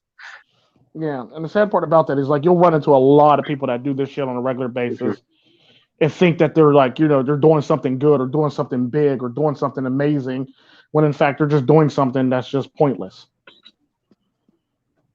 Yeah. I mean, yeah, it does. Like a lot of times they'll mess up, and then they know they lost out on their female audience, so then they're just looking for. Austria Dick said it today. He said they're looking for it's like participation points for being in a conversation. Like, guys get canceled all the time and they don't even know about it, and they just keep talking. Like, they say some shit and it doesn't go. Oh, they say some shit and it doesn't go well, and then all the girls in the conversation just basically act like he didn't just say that, but then they can't forget it. So he always just like is playing catch up. America's which house, Tico? All of them. All of them, America's. All of them. Be some plane roving by. Some roving planes. All of them, America's. All of them. Talk about which house, Tico. Which house? He's a trap. But yeah, it's just stuff like that. Like you got to be willing to actually accept. You got to be willing to accept you got to be willing to accept your failures and then look at them and then want to work on them. You can't be like saying like no, This is the hand I'm dealt. No, that's not the hand you were dealt. That's the hand you chose. There's a difference between that being the hand you're dealt would be something like your genetics. That's the hand you're dealt. Can you change that hand? Yeah, by getting plastic surgery done. That's spending money on it. That's spending money on changing your hand. Yeah. That's the only. That's the only thing. I think Because for you the can't. most part, subconsciously, people are just okay with whatever hand they're dealt, but then like they want to change the rules in the middle of the game because they just didn't pick the right, like they want to redraw, and it's like, no, you just play through to the next round. Yeah, no. Just lose this round. The sad part about that, we got a lot of people that act like that are like that for the reason that they pretty much grew up in a everybody wins era trophy era basically. And the sad part about that is like I look at it like this: if I could do what I do, and I got dealt the hand that I'm dealt, then you should be able to do the same damn thing. Because I'm not the most attractive person in the whole entire world, but I pretty much progress in life quite well for all intents and purposes without having to worry about stupid stuff. So at the same time, you should be able to do the same. Is basically how I feel about it. Yeah, I mean, and I think they give too much credit to the self-help community, the self-improvement. Well, no, it's not even that. The success community on you, the success porn community, and I feel like, even though it's more, I think it's more, it's probably more deeper rooted than that. Like you were talking just about genetics, but you think about how like some of like the people who are kind of like they kind of pretend to be all entrepreneurs and stuff, they get too like caught up in that. I think it's because of because they're trying to like replay the overcompensate. Game. Yeah, they're trying to like redraw. They're like come on, this is just luck, or it's just poor. It's just it's poor. Like basically they're trying to overcompensate for bullcrap for all intents and purposes. That's all it really is, and that's pretty much all they're really doing. And the sad part about that is even when people do that stuff, it's more or less. It's like, they're coming from a place of disadvantage. You got to take that into consideration too. So they're trying to make themselves sound better than what they are, or make themselves sound cooler than what they really are, when in fact you should just accept yourself for your being yourself. Because like at the end of the day, like I said, I have all the confidence in the world in myself, and I don't need to go out and get surgery done, or I don't need to run out and get like any of this stuff done because I'm already over 6 foot. I'm well over 6 foot. Okay, so I don't have that problem. The Secret said, because somebody, like to tie in that in, it's like what Secret said about, he says, Me Too is the big one. That's hard one to 100% avoid. Like me with my hair hormones and stuff, I'm like, that's literally that's like the biggest fear for me is like getting Me Too. Like literally the only thing that I worry about that has to do with like external or outside world, which is why I just want to film myself all the time because I'm like, a nigga was not there. A nigga was filmed and doing a live stream. I'm like, I have verifiable evidence. Mr. Potato Head, I'm Mr. Potato Head. I'm in this live stream. And the sad part about that is, and the funny thing about it is, like, it's one of those things where it's like you're dealing with people who don't have a grasp on reality, and they don't want to be themselves, nor do they want to accept the fact that they're not where they are. So they make up every excuse to basically, they make up every excuse in the world to basically keep themselves where they are, or pretend like this is why they're there, and like it was just like this is what happens, when in fact it's all nothing more than a bunch of decisions you made. It didn't just happen. You made it. It didn't happen. It's a bunch of, like I always say with women, it's a series of decisions that you made that put yourself in a situation. That's typically how that works. It's not like you woke up one day and you're there. I mean, that can happen, but no, you can't tell me that happened 7 times. Like, it doesn't happen 7 times. You can't turn it. You make it happen 7 times. Yeah, like I said, I don't believe in coincidences. So if it happened 7 times, it was done on purpose. And this is what people don't seem to understand. It's like, well, no, you don't understand this, that, and the other. No, I understand, and you're making excuses for why you're fucking up. Instead of making excuses why you're fucking up, understand why you're fucking up and better yourself so you won't fuck up anymore. That's simply how I feel about that type of stuff. And it's like people don't want to do that, and they always want to make excuses and come up with various reasons on why, and why this and why that, and why this shouldn't be this. And how everything's going wrong for them on this. It's like, no, dude, don't do that. Stop, please stop, or if I have to slap you in the face. It's like, Yeah, I find it. Well, it doesn't really happen often, but I do find myself thinking logically, and then just thinking to myself like, wow, I seem so bitter. Like I said before, like it just seems like that attitude whenever people get stuck in it is just about rationalism. It's just rationalism. mm-hmm. It's like, no, I need to understand why this is the way that it is so that we can better combat what's going to happen in the future. I'm like, wait, what happens if just a tsunami just comes and just destroys your whole house? So it's like, how are you going to rationalize the world then when everything fits into a box? Yeah. And the sad part about that is Billy the Goat basically summed it up in his one comment. Behind the mask, there's no one there, a ghost, a fake self, a fraud, basically. And it's pretty much all it really is. When people can't accept themselves or who they are, and they always want to make up excuses for not wanting to change or better themselves, you're basically dealing with a fake or a fraud or a phony.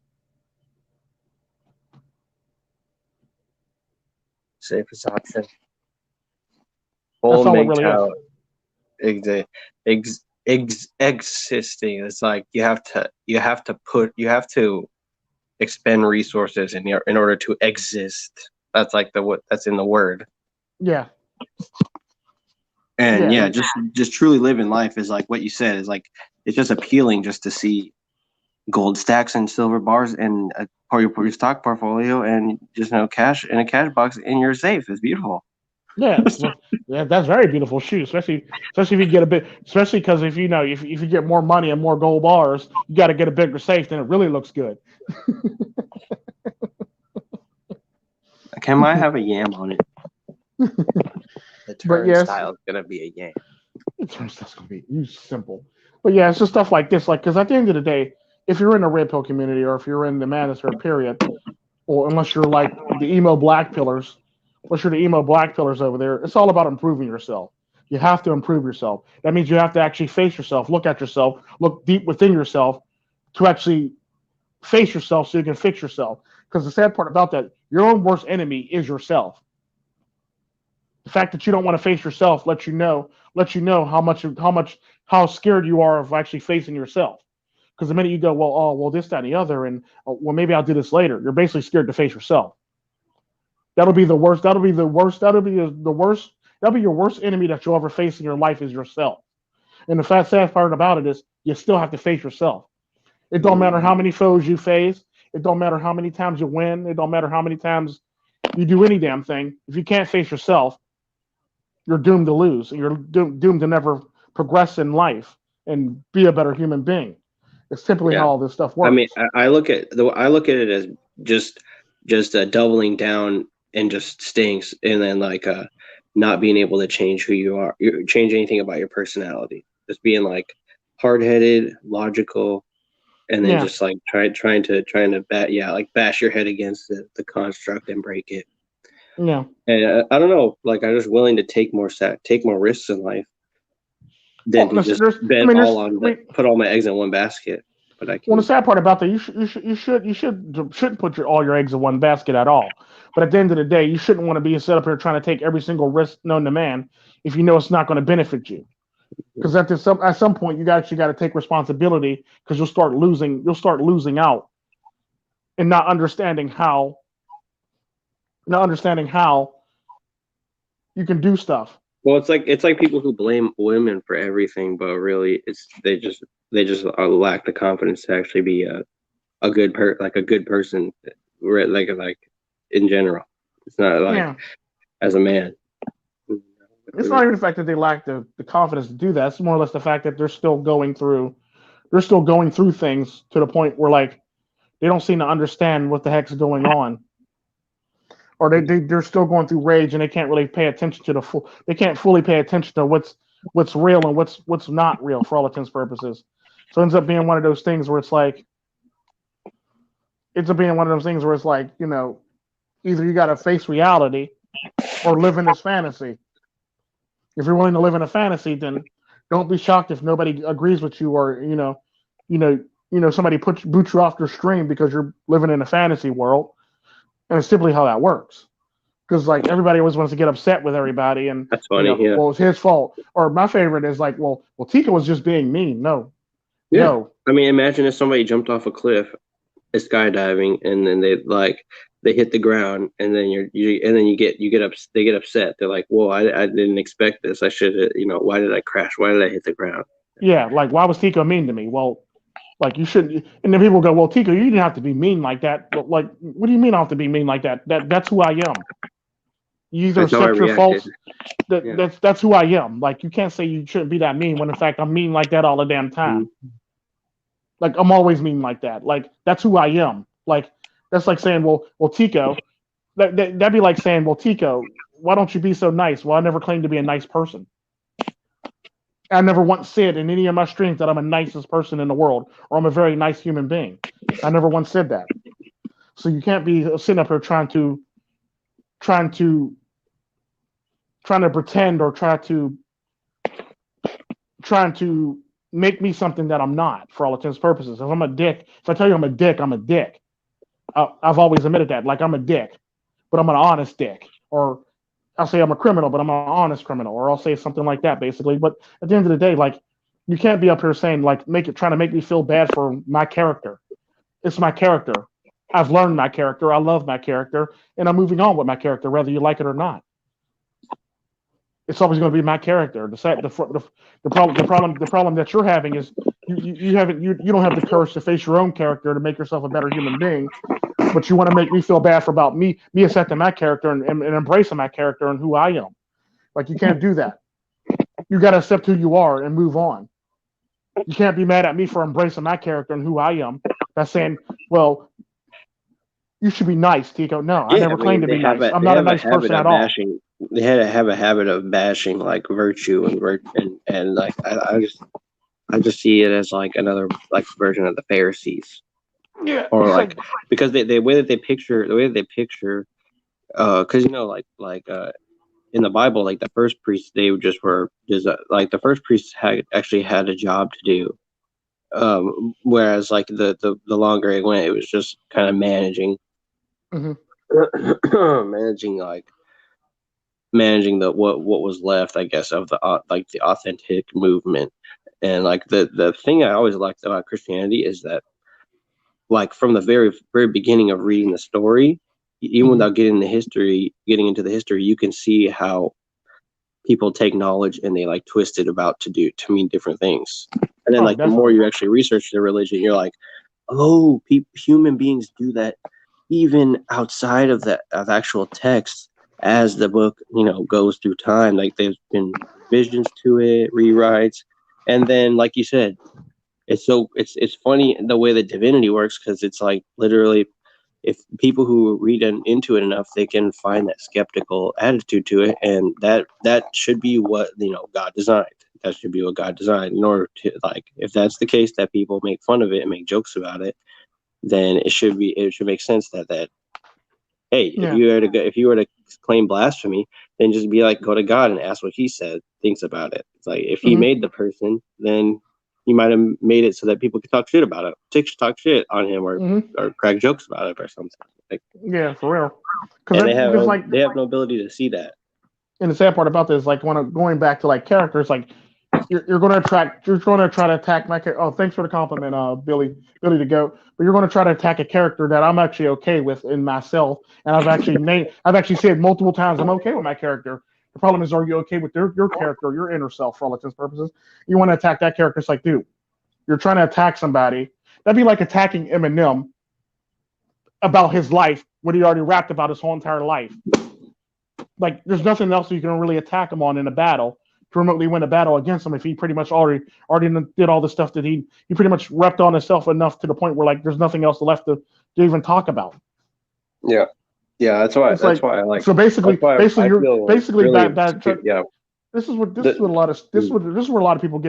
lot of stupid people get messed up when they do this. Is like you're arguing something I've already confirmed. Then on top of that, you're doing nothing more than confirming. You're co-signing on what I already confirmed about myself. by complaining about me being an asshole. Like, duh. It's like, come on now, duh. Like, yeah, I am an asshole. Thanks for co-signing. It's like, can't be mad at me for something I've already admitted multiple times. With the game of cards, it's like regardless of your attitude, as soon as you pick up and look at your cards, what the cards are stays the same. And it's like people see your attitude, the way you play, and they want to re-roll based on your attitude. Yeah. And it'd be like no different than me saying, yeah, but how can you say something that's true in such a harsh way? Well, flat out because it's the truth. The only way to say the truth is to say it truthfully. There's no way that you're going to say the truth that's going to be sugar-coated or anything like that. Oh, yeah, definitely.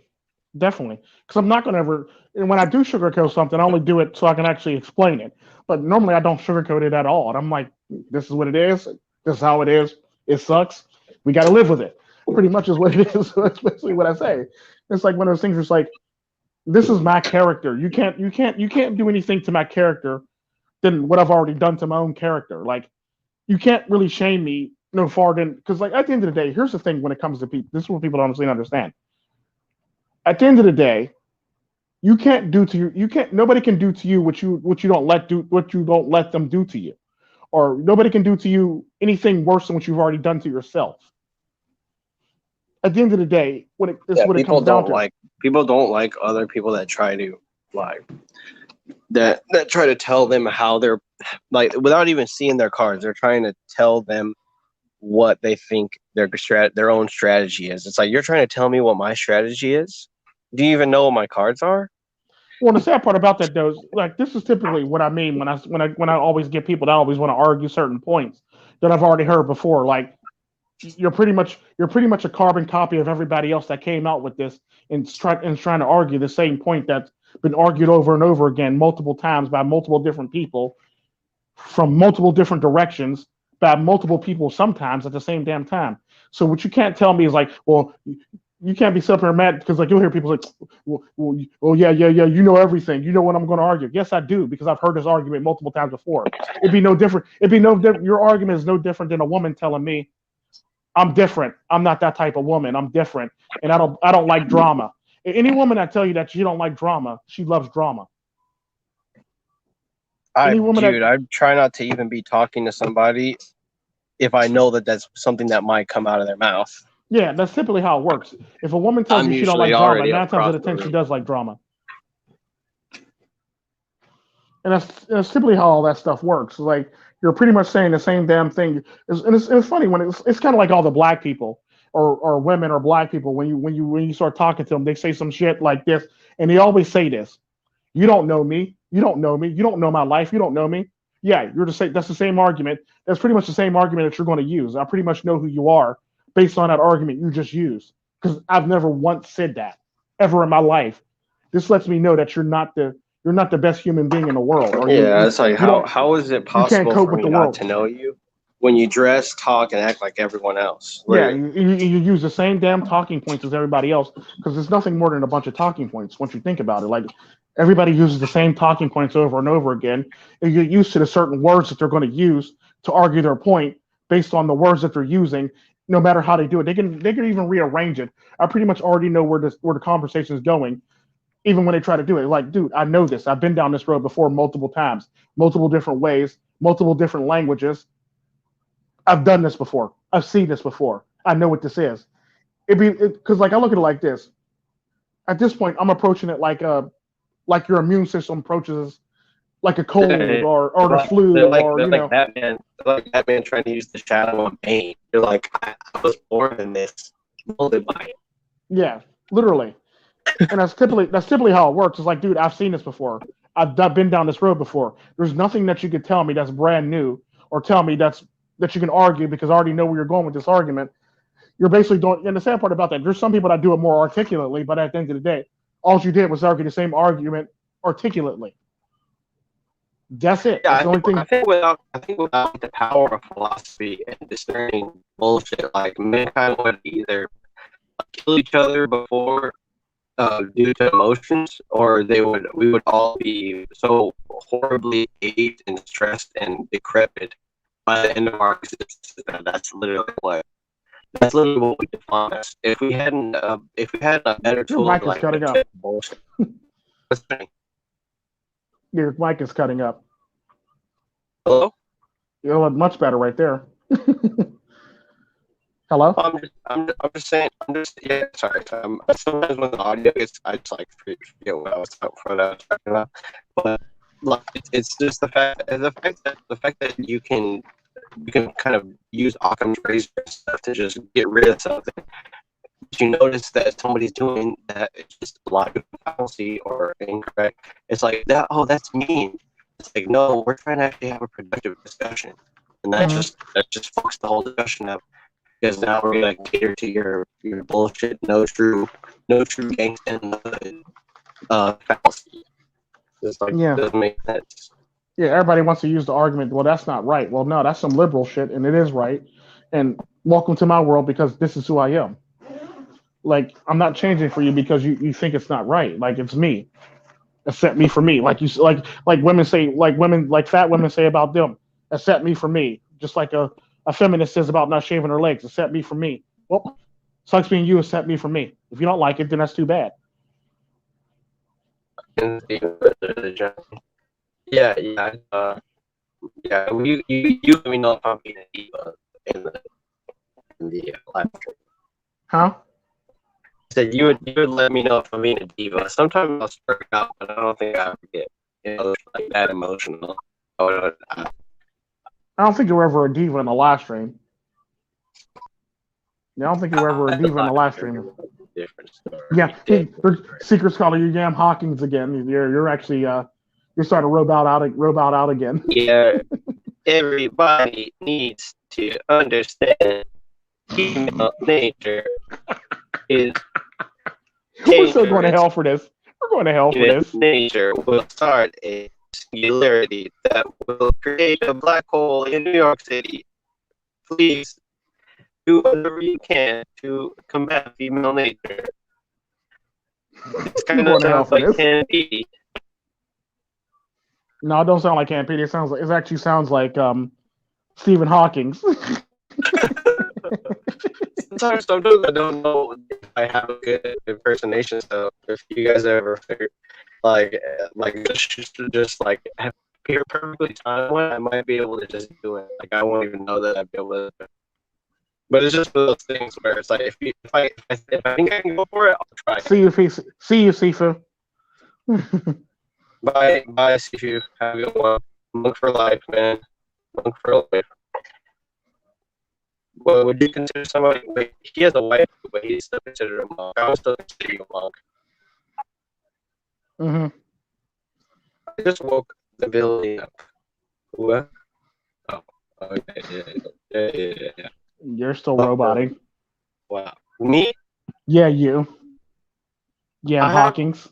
That is a new phone. By the way, how's my microphone sound? I think it's your mic. It is your mic. It's your mic, basically. I don't have somebody called you Microsoft Yam. Somebody called you Microsoft Yam. Microsoft Yam Auto Tunes. Goodness gracious, this is funny. This new phone, its screen is just pristine. There's no cracks or anything. Well, no, it's your actual audio. It's not your phone. It's your audio.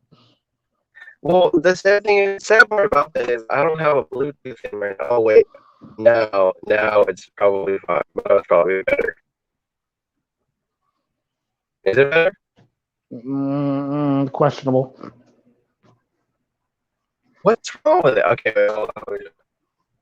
There's nothing I can do right now. Sounds like you need to use that hard wire again. I don't know. It's ridiculous.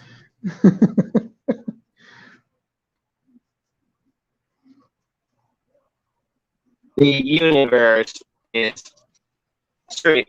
expanding rapidly. Redshift will soon make it so that it see the stars, and astronomy will be impossible. Good thing there's porno on this geeky computer contraption I have. Okay, hold on, give me like 1 minute.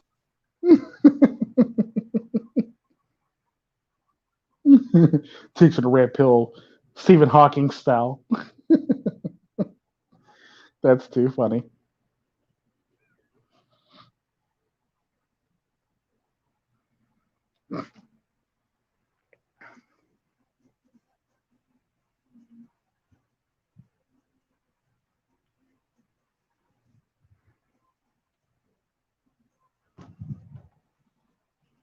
It's the built-in mic. He's actually using a Bluetooth mic, so it's got to be the Bluetooth mic.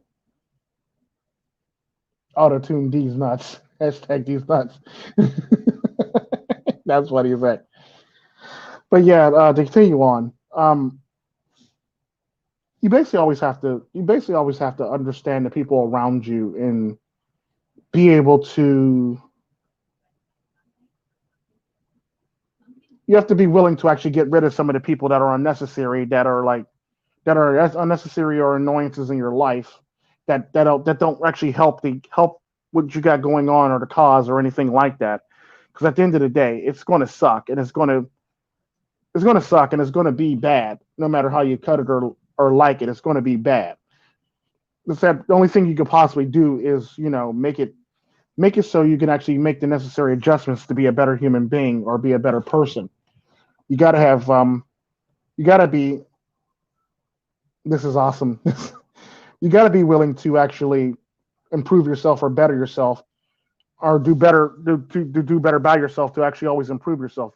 Never make excuses for yourself in the least bit, because when you start doing that, you start losing the reality of yourself and you start regressing back into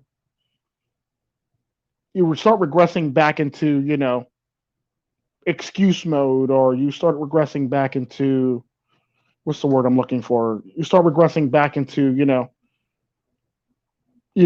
not wanting to take fault for your own actions for all intents and purposes.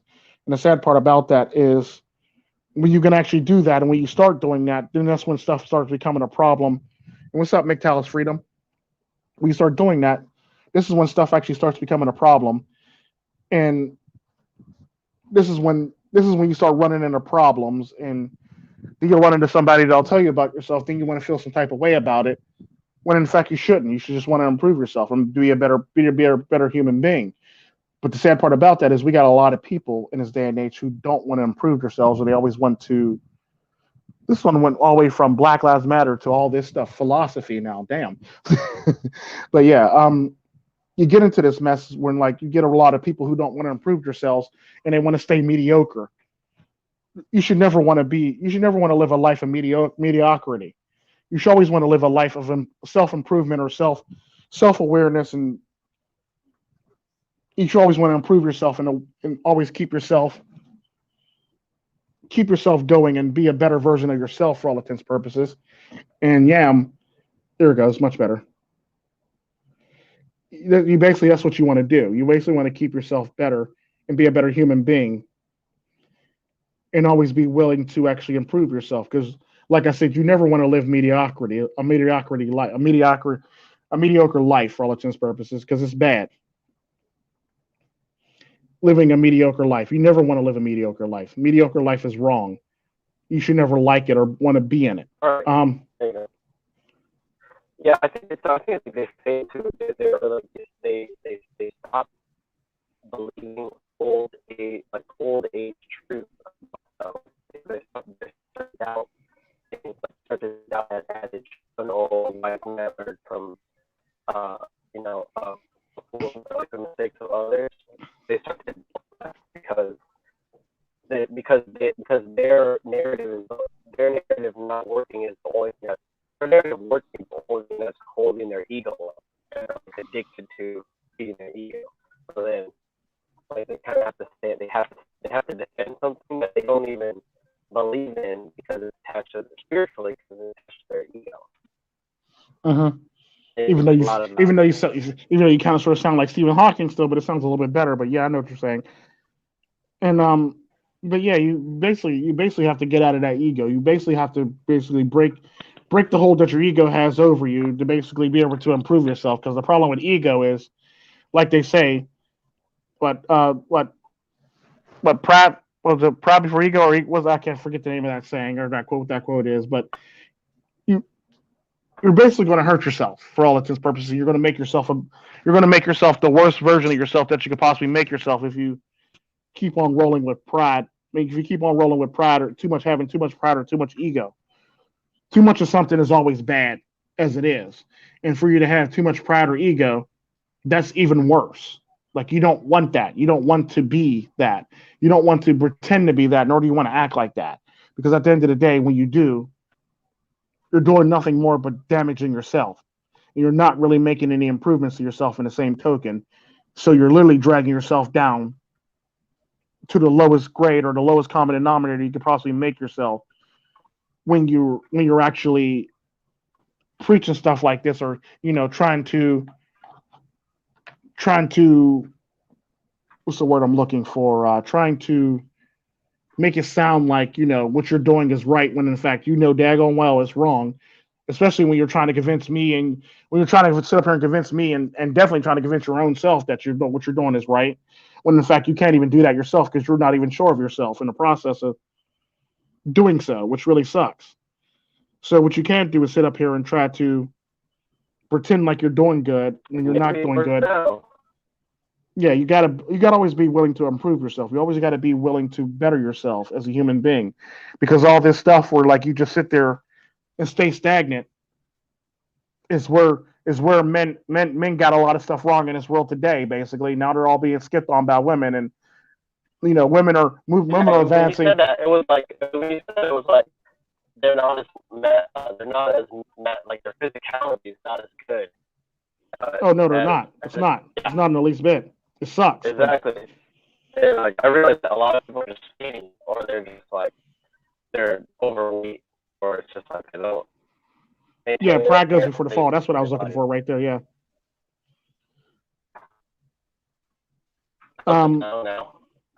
Yeah, but the sound still sounds hanky, but it still sounds hanky, but I can work with it.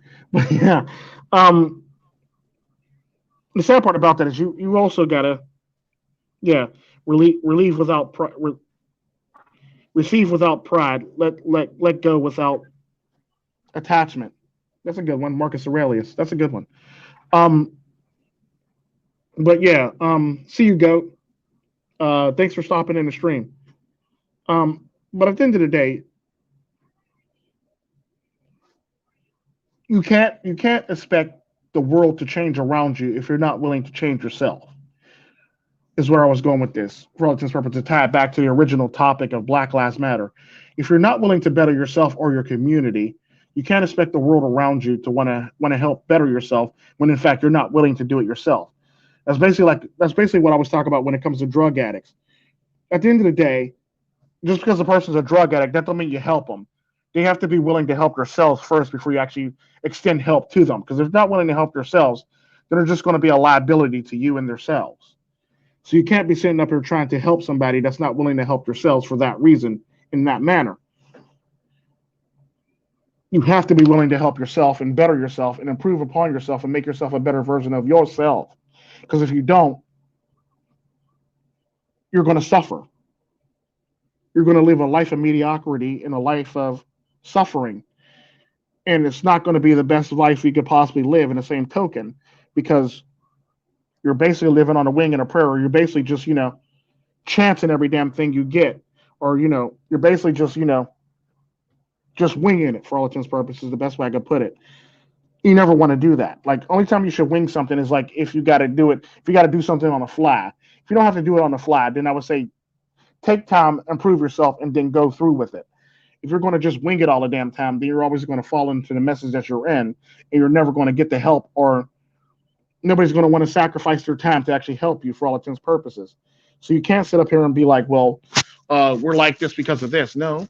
The question is, what did you do as a society to actually help yourselves And people go, well, what did you do as a society to help yourselves? And people go, well, you don't understand. It's this, that, and the other. And for them doing this, this is why we're like this. I go, well, at the end of the day, then they'll go, well, this is how they perceive us.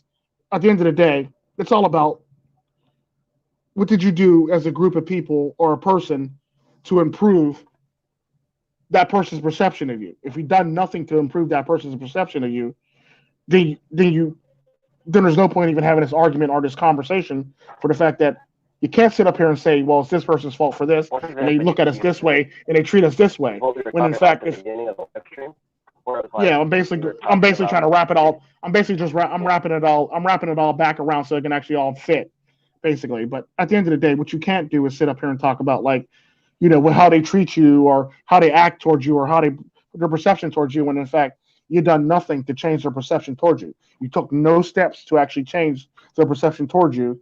So you can't be sitting up here talking about, well, they treat us unfairly and they treat us like this way. Well, if you act like animals, you get treated like animals. It's that simple. If you act simple, you get treated like you're a simpleton. It's basically the same concept. If you play stupid games, you win stupid prizes. So you can't sit up here and say that, well, they perceive us this way. Well, did you do anything to change their perception? Well, they act like this towards us. Did you do anything different, or did you change your behavior or modify behavior enough so they won't act this way towards you? Well, they do this towards us. Did you change that to actually make yourself a better person so they won't see you in that light? And if the answer is no on all those things, then you have no room to talk. You can't be sitting up here talking about, well, this person did it. That person's not you. You're you. That person's that person. Two totally different people. Just because one person does it, that don't mean it correlates or translates to the whole entire group of people. It's just one person. One person did it. You got to do it yourself. You can't rely on somebody else doing it and them believing that because this is one person doing it, they're all good. No, you're going to just view that one person good, and they're going to view the rest of you bad. It's that simple. So what you can't do is sit up here and talk about, well, this, that, and the other, and make excuses for not wanting to better yourself or improve upon yourself because a lot of people like staying stagnant because nobody likes facing themselves. Nobody likes the truth about themselves, and the truth hurts. Like, oh, I didn't know my dad, or I didn't know this person. Oh yeah. So what?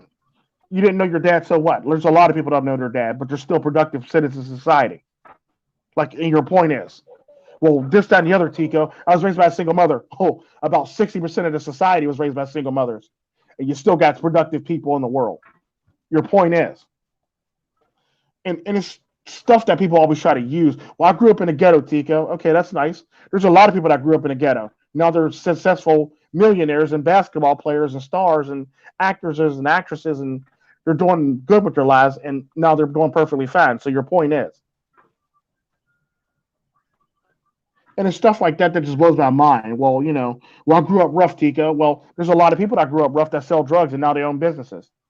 Your point is, and it's like I can come up with a response for every single thing you throw at me. So, and the sad part about that, when I could do that, I heard too much or I heard the same shit over and over again.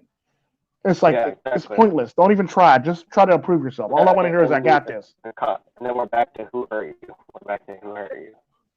Well, no, because at that point you can't say who hurt you for the fact that that person's actually the one that's doing all the suffering. When in fact you're actually just you're just basically giving them the avenue to actually, you're giving them a verbal avenue to help yourselves. And this is typically what I talk about with people, because at the end of the day, if a person's willing to use the hand that feeds you by saying like that, like you're trying to get under your skin, and you're like, but dude, I'm really trying to help you, honestly, but you don't want to like open up to me. I get it. But just like figure that stuff out. You gotta figure that stuff out on your own.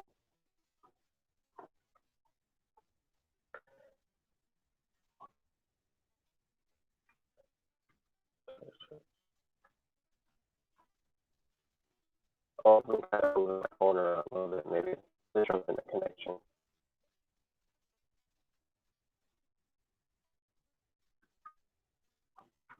Hello?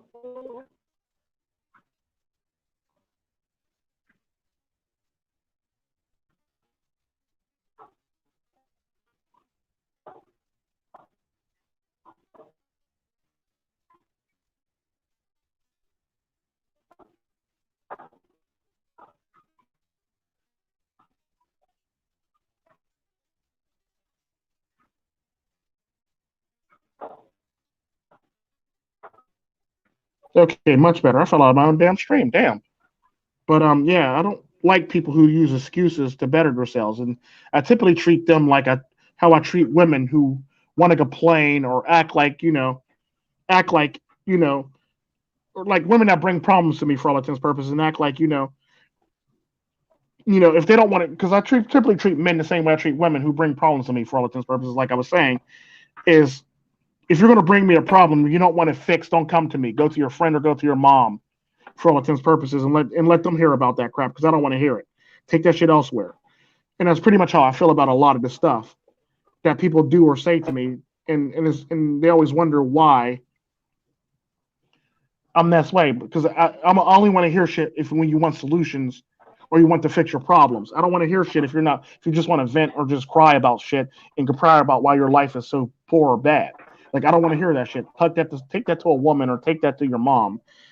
And this is pretty much how I feel about a lot of the stuff like that because a lot of people will say and do shit just to make excuses for not why they're not wanting to better themselves or not wanting to improve upon themselves. And like I don't play that game. I'm not doing this. I just can't. Like take that somewhere else. I'm gonna need you to take that somewhere else for people who actually care. To care to hear you cry about stuff. Um, I don't know. I guess I'm just weird like that, I guess. I don't know. But yeah, it's just They're like, do you care about this? no excuses. No more excuses. And better yourself. That's all I want to hear is you got this. You're the one willing to better yourself. Because if you're not willing to fix something, don't come to me for any problems. If you just want to cry about something, don't talk to me about anything. If you want to complain about something, don't talk to me about any of that stuff. If you're not looking for solutions, don't come to me for anything. Now, if you're looking for solutions, then come to me. If you're looking for fixes, come to me. If you're looking to complain, but you don't want any excuse, you don't want to learn how to fix stuff, then I'm gonna need you to take that elsewhere. I ain't got time for that. And that's pretty much how I feel. You still there, Baron? You? Yeah. Hello. Hello? Hello. Nothing. You can't hear anything. No, I can't hear you at all. Hello. Wow, the audio says it's working. Now I can't hear you at all. Dang.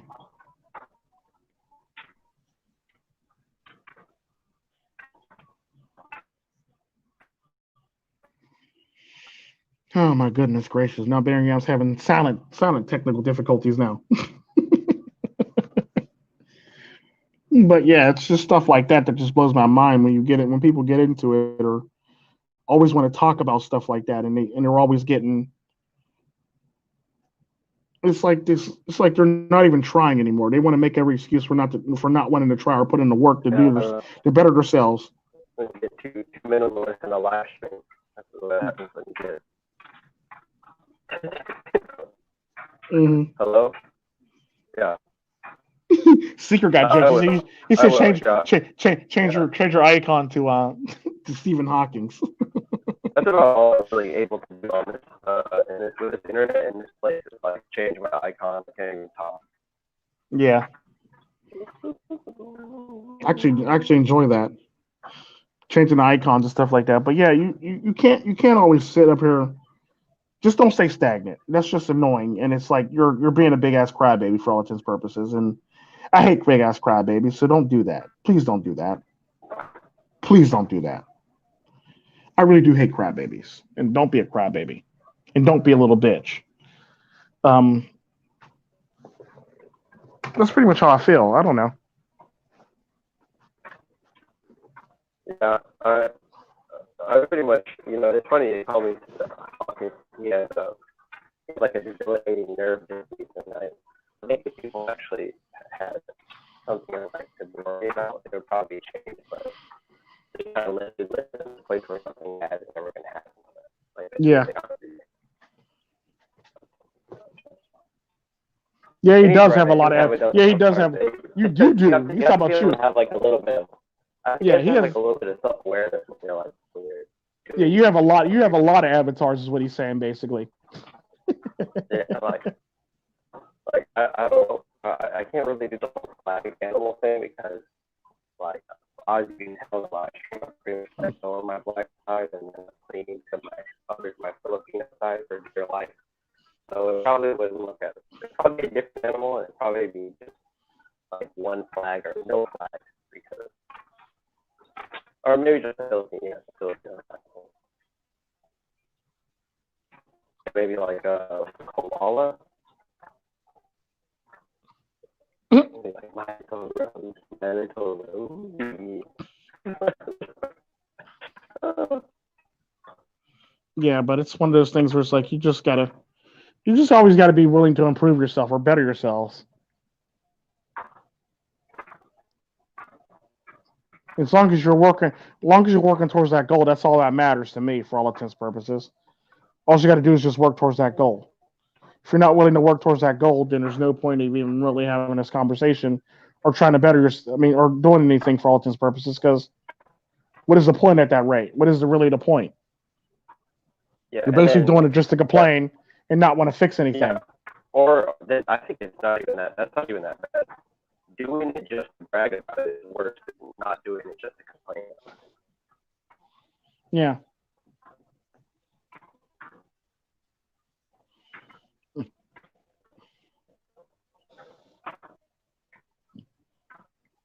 It's kind of like, yeah. It's like, your 1-year-old nephew was over here tearing everything up. That's funny as heck.